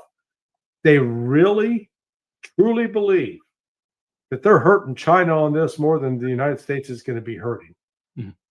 I think that's crazy, because if China's political system is such that even if they're suffering economic chaos and economic loss, their people will put up with it a lot better than people in the United States. We can't take casualties. We can't take suffering. We don't have the stomach or backbone for it. So this kind of foreign policy blindness that this entire war with Ukraine started really as it was provoke Russia, create the war, weaken China. That policy has blown up in their face. Yes, Larry, I know that you have to go, so I definitely want to give you that capacity. Colonel Wilkerson, do you have any potential to answer an audience question before we head out together? Sure. Let me just say, let me just add on to what. Go ahead. Bye, Larry. No, well, I want to hear what my good friend. I really think that we are confronting the change in the world, the move towards a multinodal world that is shifting power from the West back to the East, where it started 5,000 years ago, with China being the magnet for that. And I think the strategy that Larry just described and other offshoots thereof are futile attempts to arrest that momentum. What we should be doing is accommodating that momentum, working in comity, cooperation, and collaboration with other powers in the world that have the same interests we do in surviving and meeting these challenges we have, predominant amongst which are nuclear weapons, arms race out of control, and the climate crisis. Amen. I fully agree. Hey, thanks for the chance to be. It's always enjoy the pleasure to be on a panel with Brother Wilkerson. Of course. Have to see you again sometime soon. All right, take care, Larry. Bye. Take care. So, Colonel Wilkerson, let us talk now. There's a great question from a Patreon supporter, actually. So for those of you who want to support the show, you go to the video description, subscribe on Patreon. From Kevin. And I think this gets into what you were just referencing with regards to this new world emerging. He asks, do you think Russia is deliberately dragging out the special military operation so that it can drain NATO of its military weapons and munitions stockpile, making a wider war against Iran, China, and Russia itself more difficult to prosecute? That's a good question. And were I strictly thinking from a military professional's point of view, I would attribute to Moscow a lot of strategic thought and a lot of conclusions that would run something like this. I can't trust the empire. I can't trust them. They've proven to me again and again and again with regard to Ukraine from at least 2002 forward, with increasing duplicity, that I can't trust them. So I have to guard against that, because anytime they still have a lot of residual power, including 6,000 nuclear warheads. So I have to guard against that. I have to guard against it every minute of every day, while I try to adapt myself to these new relationships that I'm forging and this new world that is rapidly developing, that maybe I only understand in some incoherent ways right now. But I do understand that there's a massive change taking place in the world, and I don't want to be on the wrong side of it. The empire is on the wrong side of it, and a lot of Europe is on the wrong side of it. And so I've got to watch them very, very closely. And if I'm really smart and I'm like typical czars, I'm going to try to attrit them in any way that I possibly can that isn't dangerous for me in the process. And so, yes, the answer to your question is there might be some of that going on. Yeah, I mean it seems to be what has actually happened here. Trump administration talks all the time. Pete Hegseth, his initial directive to Europe, I mean, it's all about reorienting the United States toward the Pacific. But what we're seeing is that there's not Russia's in no rush to settle Ukraine in large part until it gets what it feels is a fair deal. So, Exactly. yeah. There's another aspect of this too that it sort of haunts me when I think about it, because I know I'm not going to be here to see it come to fruition, and that is that we really are on a track probably more dangerous than any of the tracks we were on during the Cold War, to include the Berlin crisis in '61 and the Cuban Missile Crisis in '62, to use nuclear weapons. India and Pakistan being a case in point right now. I'm looking at that very closely because in 2002, we found out they were very, very close to having a nuclear exchange. And I'm hearing some of the same language come out of Delhi and Islamabad right now. So I think that there is one element to this that's very unique to all the previous historical illusions we could make for the past 5,000 years. And that is that we have the technological means to destroy the human race. And I don't just mean we, the empire. Russia has it. Other countries have enough to start it. That's a difference that has never existed in human history. And it's extremely dangerous. Yeah. Yeah. And, Colonel Wilkers, I'd like you to elaborate too on, because we talked about Russia, we talked about this burgeoning alliance between or relationship, this deepening partnership with Russia, China, Iran. But it seems like right now, the relationship that the United States is prioritizing the most is, of course, Israel's. Given that you just said that there's this huge danger of nuclear war, there's talks about, of course, preventing Iran from being able to build a nuclear weapon, which it has said many times it doesn't even have an interest in doing unless attacked. Israel has nuclear weapons, and there is, of course, a raging regional war. What do you see as the kind of end game here? Because we're looking at what is 16, 17 months of genocidal war, of displacement of the Palestinian people in Gaza, and the regional situation is still very much on fire. Yeah, you put your finger on the immediate tactical, operational, if you will, situation that could derail everything. I go back to that editorial in Haaretz. Trump, Netanyahu, and the death throes of the American and Zionist dreams. Well, you might as well put those two dreams together right now. And we've forged them in union, and we are tied to that beast out there in the eastern end of the Mediterranean in ways that we have never been tied before. And right now, they're destroying themselves.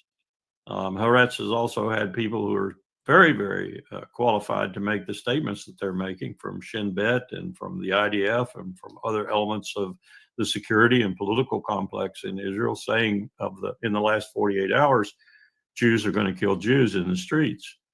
We're going to have a civil war. The question there becomes, will Netanyahu use an attack on Iran unilaterally launched? Doesn't care whether the U.S. comes along or not, just to save his own rear end, just to save his place in the history of Israel, if you will. Will it be that kind of Solomon-like action, pull the temple down around his heads?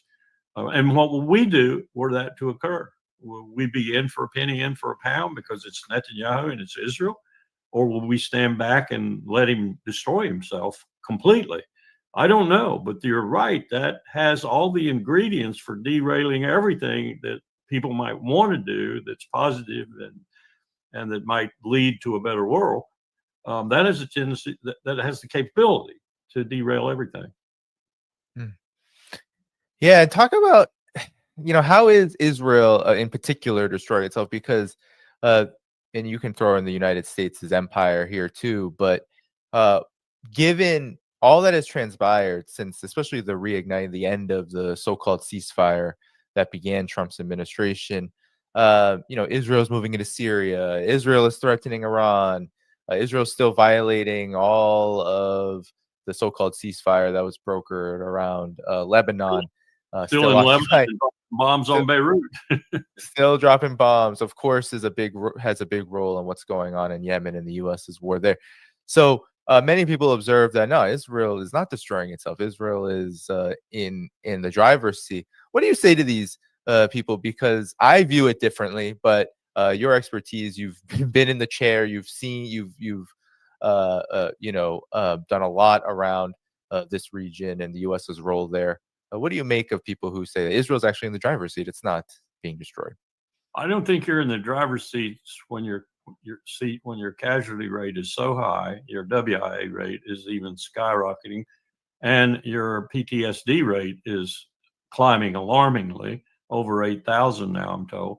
And you're looking at reservists right now who are saying, as the prospect of a third and even a fourth call up for some of them transpires in front of their faces, some of them have already gotten the call up, I'm not coming, I'm not going. And you're seeing a shift of veterans into the more critical areas of Gaza just because of this, because the reservists have failed to show up. They're not going to show up. They're not going to report for duty. Maybe they'll be able to get enough of them to shore up Lebanon and maybe shore up Syria. But Gaza is going to have to be all professionals. It's going to have to be all people who signed to do the deal. That's a tragedy for the IDF. The IDF is fracturing, it's falling apart. So I don't see any of the fiber of Israel that's intact right now in the way it was prior to October the 7th, no matter how reprehensible even that might have been in terms of their treatment of the Palestinians. This October 7th to the present has disassembled much of the fabric of Israel, and it's just waiting to start burning. Yeah. It seems like both the United States and Israel are caught in their own versions of, and the United States, of course, a big part of what's going on in the region vis-a-vis Israel.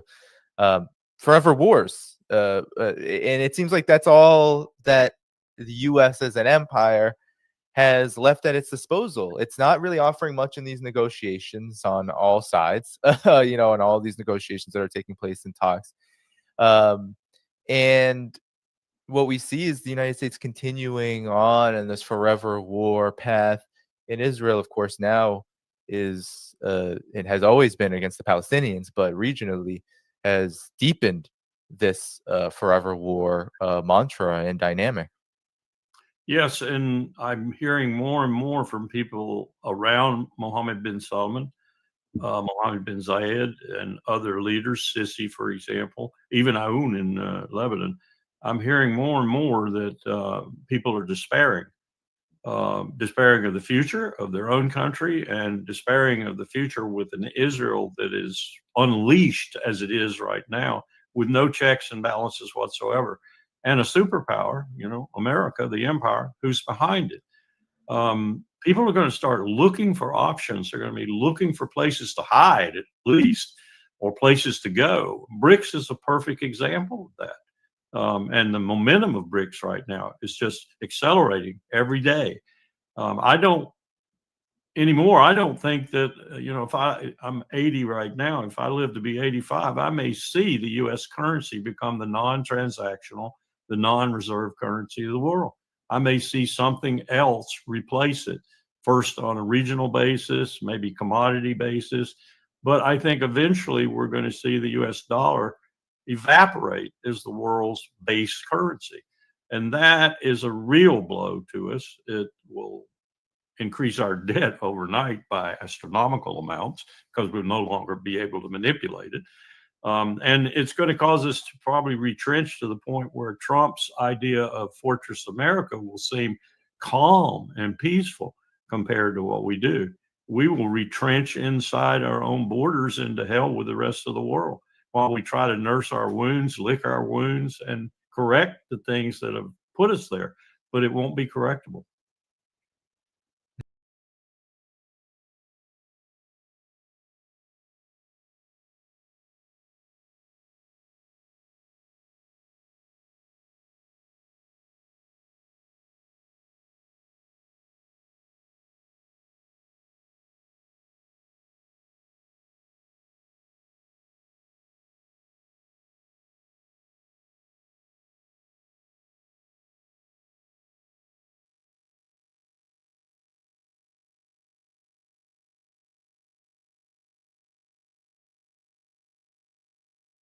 The greatest military political victory since the Second World War.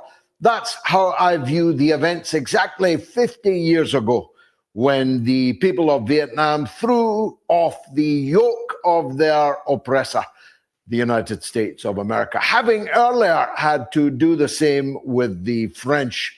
One of my prized possessions as a 14-year-old was a French badge which read Victoire Vietnam.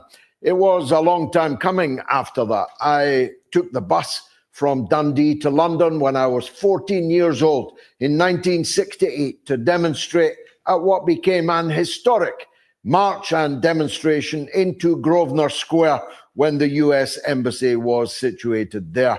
It became quite a brouhaha, quite an imbroglio. And I never looked back.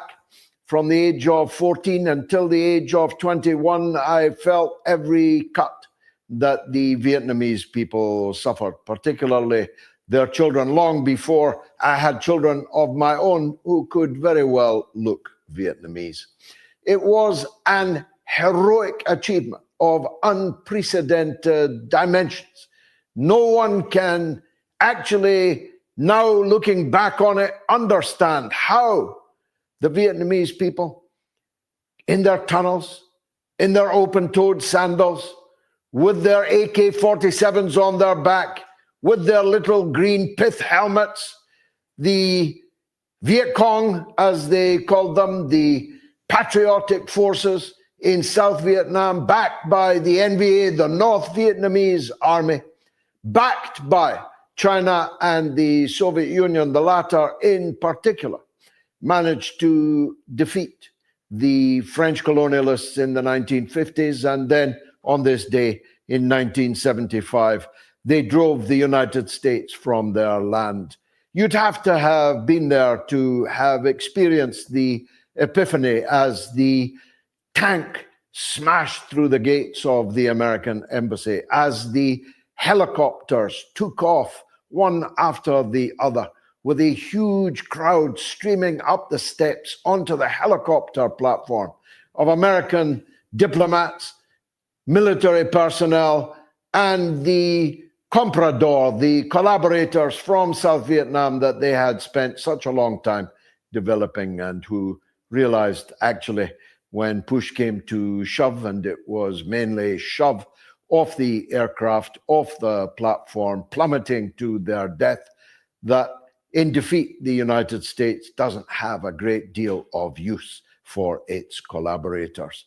Some of the aircraft, some of the helicopters actually crashed with the weight of the people on board. The American embassy had been busy for the previous 24 hours burning all incriminating material, and that was a lot of material.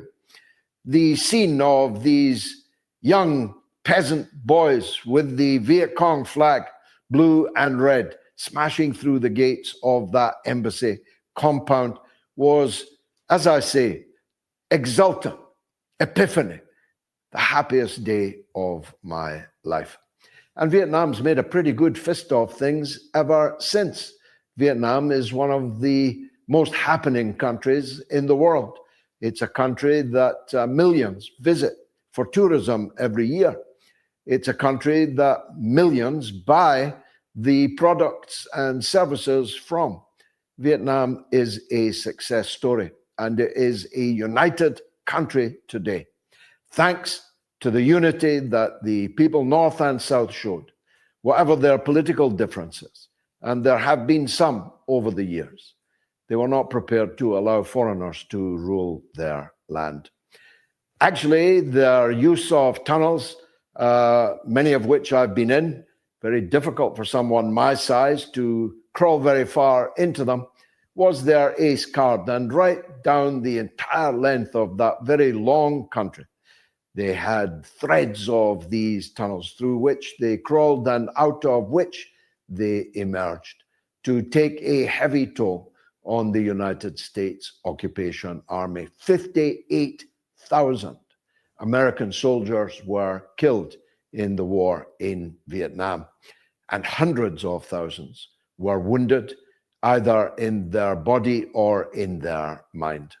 After the war, as many people committed suicide as were actually killed in the battle.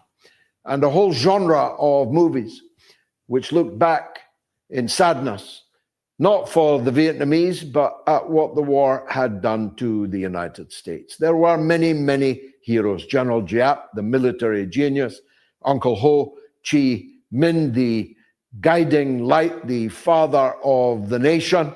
There were many individual heroes on the battlefield and in the society, but I want to remind you of one of them. Muhammad Ali, the heavyweight champion of the world, had been drafted maliciously by his own government to be drafted and sent to the paddy fields of Vietnam. But he said in an interview and in several statements and in court words of such rare beauty and courage that they bear remembering on this historic day.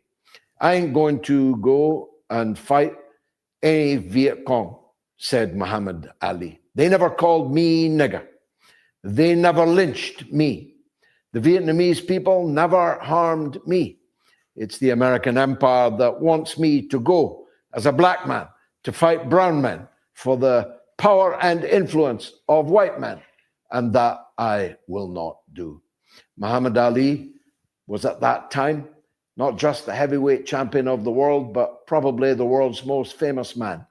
And his stand with the people of Vietnam and against the American war was important in the big turn in American public opinion that took place beginning around that time.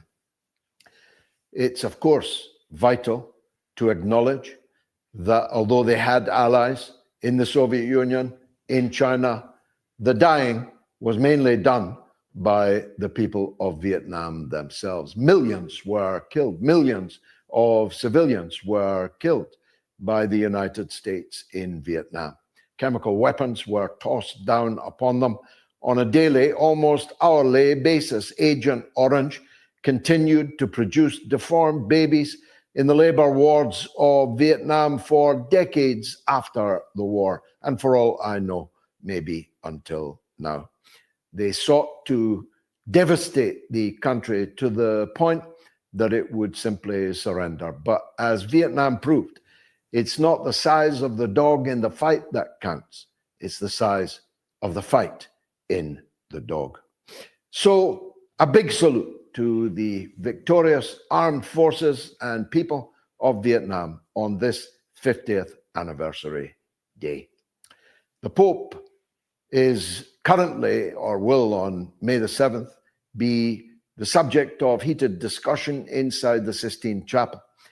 If somebody could get the license to televise it, it would certainly beat the audience of the conclave.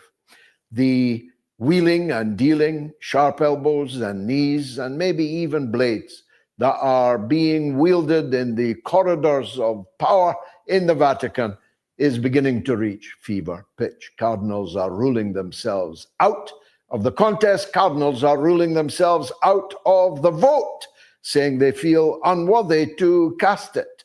Perhaps those cardinals are worried about news that might be emerging about them. Perhaps they're being pressured. Who knows?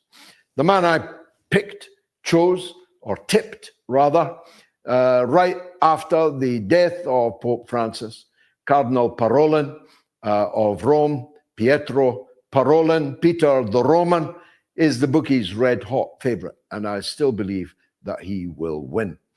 But when video emerged of him schmoozing with Shmuley, the Rabbi Shmuley, the notorious Zionist fanatic from New York, whose daughter runs a kosher sex business and markets a neat brand, I'm told, how would I know, of kosher dildos, has probably done some harm to his potential majority. But Donald Trump, he wants to be the Pope. When asked who he was backing to be the next Pope, he said, I want to be the Pope. And who knows, he might even have meant it. Certainly, Senator Lindsey Graham believes that he meant it, because Lindsey Graham immediately went off campaigning, saying that the Trump papacy could be the greatest thing that humanity has ever known.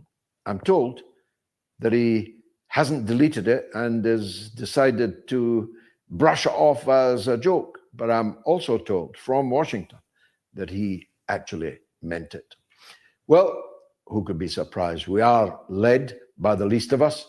We are led by the worst of us on both sides of the Atlantic and throughout the European continent, in Canada and in Australia. The Canadian elections, predictably enough, returned Trudeau's candidate, former governor of the Bank of England, Mark Carney, bosom buddy of Ghislaine Maxwell and Jeffrey Epstein. He was already the Prime Minister, of course, even though he wasn't a member of Parliament in Canada or anywhere else, even though he had not stood in any election, even though he didn't live in Canada, had no address in Canada. The anointment of the liberal media and the liberal classes in Canada was always likely to see him through. But a word for the pathetic Conservative challenger, who was miles ahead in the polls and at the bookmakers until a couple of weeks ago. But so pitiful was his campaign, he ended up not just losing the premiership, but losing his own parliamentary seat. When I was asked on Sunday night who I wanted to win on Monday, I said I wish that both of these political parties would lose. And unfortunately, that's not yet the case. But the big losers are the Canadian people. They had the choice of one cheek or the other of the same ass. They had the choice between Tweedledee and Tweedledum, and it doesn't much matter who they chose, if indeed they chose him, because there are already a very great number of complaints that the election was not free and fair. I note, incidentally, that Canada now has 22 Sikh MPs, which is twice as many Sikh MPs as there are in India, even though India's population is 1.4 billion more and their parliament 200 seats more. So if there is a winner in this election, it's our friends, the Sikhs. Now, Labour is facing meltdown tomorrow. Meltdown, or as John McTernan, the former advisor to Tony Blair and one-time advisor to Labour in Australia, and for that matter in Scotland, Mr. John McTernan, a friend of mine, a friend of our show, he says Labour are toast tomorrow. Now, although he's a friend of mine, he was not influenced by me to say that. But he was influenced by Tony Blair. The day before, Mr. Blair had described Keir Starmer's flagship policy of net zero by 2030 or 2050, depending on which moving target they are focused on today, was pie in the sky, could not be achieved, and indeed would be extremely harmful. Duh. We've been saying that from the moment, from the day that the target was set. And I suppose one should be grateful for any convert to the cause, even if that convert is Tony Blair. But John McTernan's statement today that Labour were toast tomorrow, tantamount to high treason in Labour Party terms the day before an election, likely to lead to disciplinary action against him, was influenced by Mr. Blair, I have no doubt, but was more influenced by this. It's going to be such a bad day for Keir Starmer tomorrow that almost certainly a coup, a putsch, will quite quickly be staged against him. And Mr. McTernan definitely has a dog in that fight. His candidate is Mr. Wes Streeting, whose chief parliamentary aide was in court a couple of days ago for indecently exposing himself to a 13-year-old girl, masturbating in front of her and chasing her through the streets of Romford whilst doing it. So Wes Streeting seems to have bounced back from that setback and authorized the statement made by John McTernan today. So here's my prediction. It's going to be so bad for Starmer tomorrow that Streeting will immediately go on manoeuvres, telling his fellow parliamentarians that their seats are doomed, as indeed, cephalogically speaking, they are absolutely doomed if they continue under the leadership of the hapless block of wood, as I called them from the beginning, called Keir Starmer. It is remarkable. And when history comes to be written, it will be a struggle to work out how and why a man who got the biggest parliamentary majority in well over a century has ended up within 10 months as the most despised and hated prime minister in British political memory. And there have been many contenders for that title: Margaret Thatcher, Tony Blair himself, Liz Truss, for God's sake. Starmer is more unpopular than all of them. Keir Starmer is stumbling from one policy disaster poorly presented after another. It's not just net zero. It's not just the pushback on trans issues, which he has clearly begun.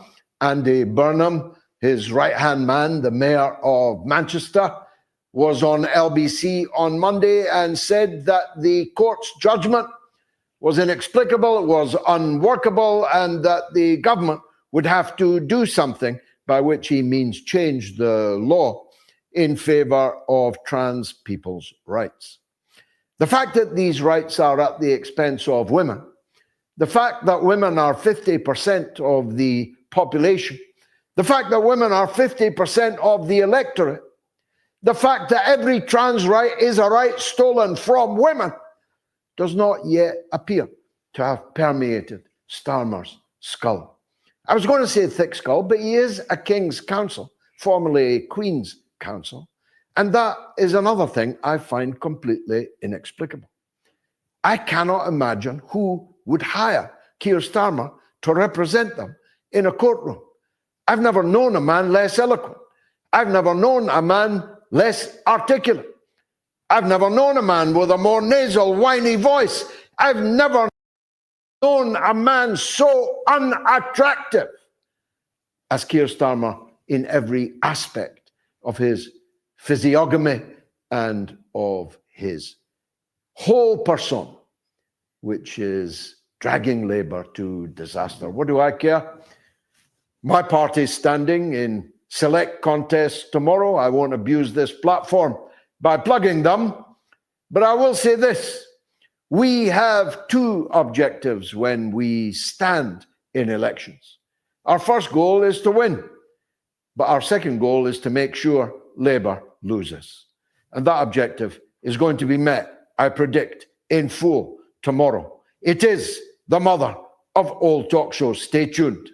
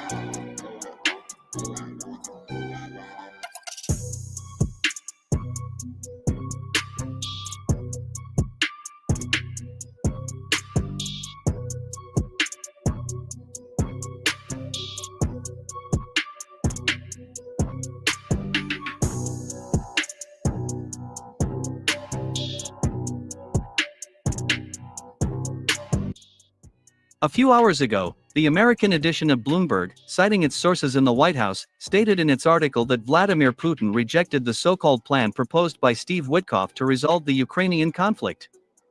According to Bloomberg, Steve Witkoff tried to convince Putin that Russia should agree to a ceasefire along the current combat contact line, and retain only those territories that are currently under the Russian army's control. However, the Russian leader categorically rejected this proposal. Bloomberg claims that Vladimir Putin demands full control over all territories of the Kherson, Zaporizhia, Donetsk, and Lugansk regions. In this regard, Bloomberg published the words of an anonymous source in the White House, who is familiar with the current situation. In particular, this source confirmed that the negotiation process has reached an impasse, and direct contact between Donald Trump and Vladimir Putin is needed to solve this problem.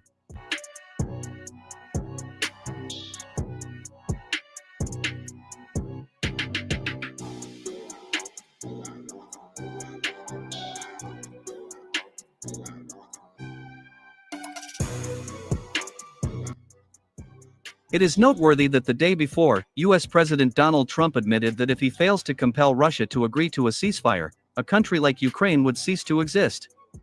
In particular, speaking to reporters from The Atlantic magazine, Donald Trump bluntly stated that he is doing everything possible to save Ukraine from a crushing defeat, and preserve this country's statehood. Donald Trump also added that he allegedly managed to convince Putin not to seize the entire territory of Ukraine.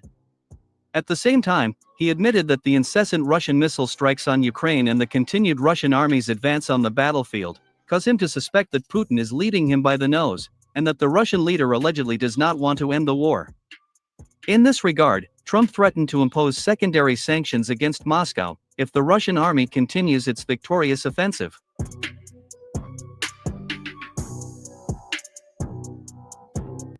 Indeed, if you look at the battle map, it becomes clear that the Russian army is moving forward quite confidently. At the same time, the Russian army does not simply own the initiative on the battlefield, but has total dominance over the enemy. The Russian army's superiority on the battlefield is so obvious that even pro-Ukrainian Western experts admit that Putin does not need negotiations and a temporary ceasefire. According to them, the Russian army is achieving a convincing victory, enabling Putin to take control of not only the entire Donbass, but also the central, southern, and northern regions of Ukraine.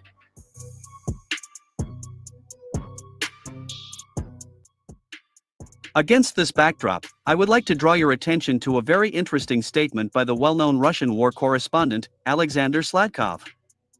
In particular, on April 29, Alexander Sladkov said that if the Russian leadership agrees to Western calls to cease fire, it will be a fatal mistake. Alexander Sladkov called on the Russian authorities not to stop halfway, and achieve the complete demilitarization and denazification of Ukraine. According to him, if Moscow agrees to make concessions, and abandons the idea of liberating the remaining historical Russian lands, the West will definitely take advantage of this, and do everything to re-prepare Ukraine for the resumption of hostilities against Russia. It is noteworthy that the same point of view is shared by many Russian war correspondents and experts. According to them, Moscow must establish control over the eastern, southern, central, and northern parts of Ukraine, and overthrow the pro-Western Kiev regime. Only in this case will it be possible to eliminate all risks to the national security of the Russian Federation. You must understand that if Russia does not resort to such radical methods, then over time, the West will do everything possible to ensure that the armed conflict between Russia and Ukraine repeats itself.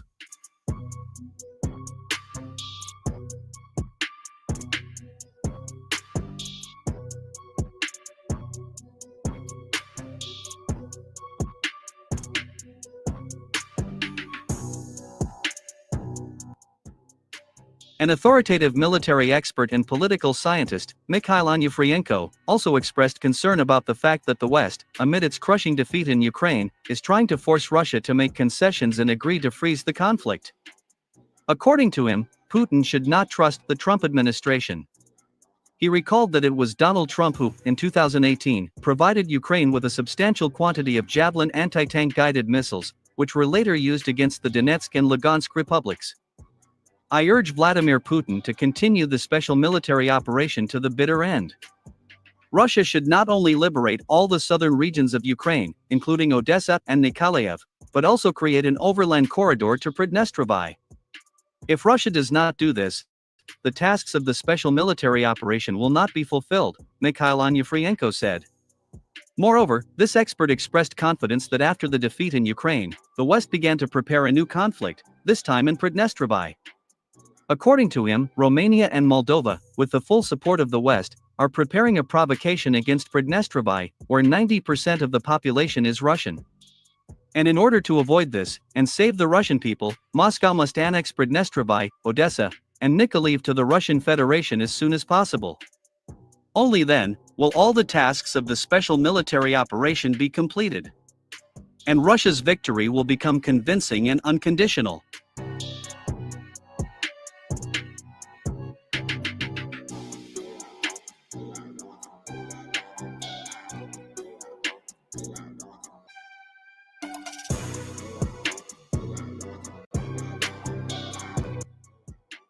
By the way, it seems that the Russian authorities are also deeply aware of this. The fact is that on April 30th, Nikolai Patrushev, a key aide to the Russian president, and widely viewed as the most powerful figure in Russia after Putin, declared that the people of Odessa do not envision their future within Ukraine. Nikolai Patrushev stressed that residents of Odessa have the right to hold a referendum and determine their future, as residents of Crimea, Sevastopol, Donbass, and Novorossiya did. At the same time, Patrushev expressed confidence that almost all residents of Odessa will vote to become part of the Russian Federation. Furthermore, Nikolai Patrushev also noted that Odessa is a historically Russian city that was founded by the Russian Empress Catherine the Great. According to him, Odessa has always been the main outpost of the Russian state on the Black Sea coast for 200 years.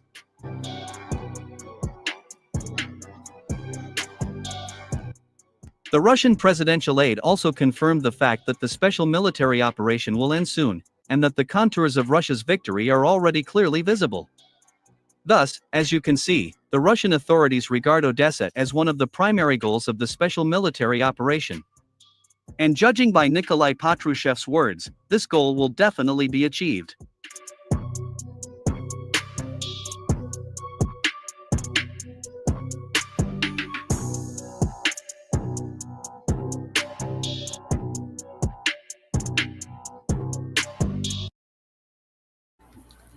Go figure. Follow me.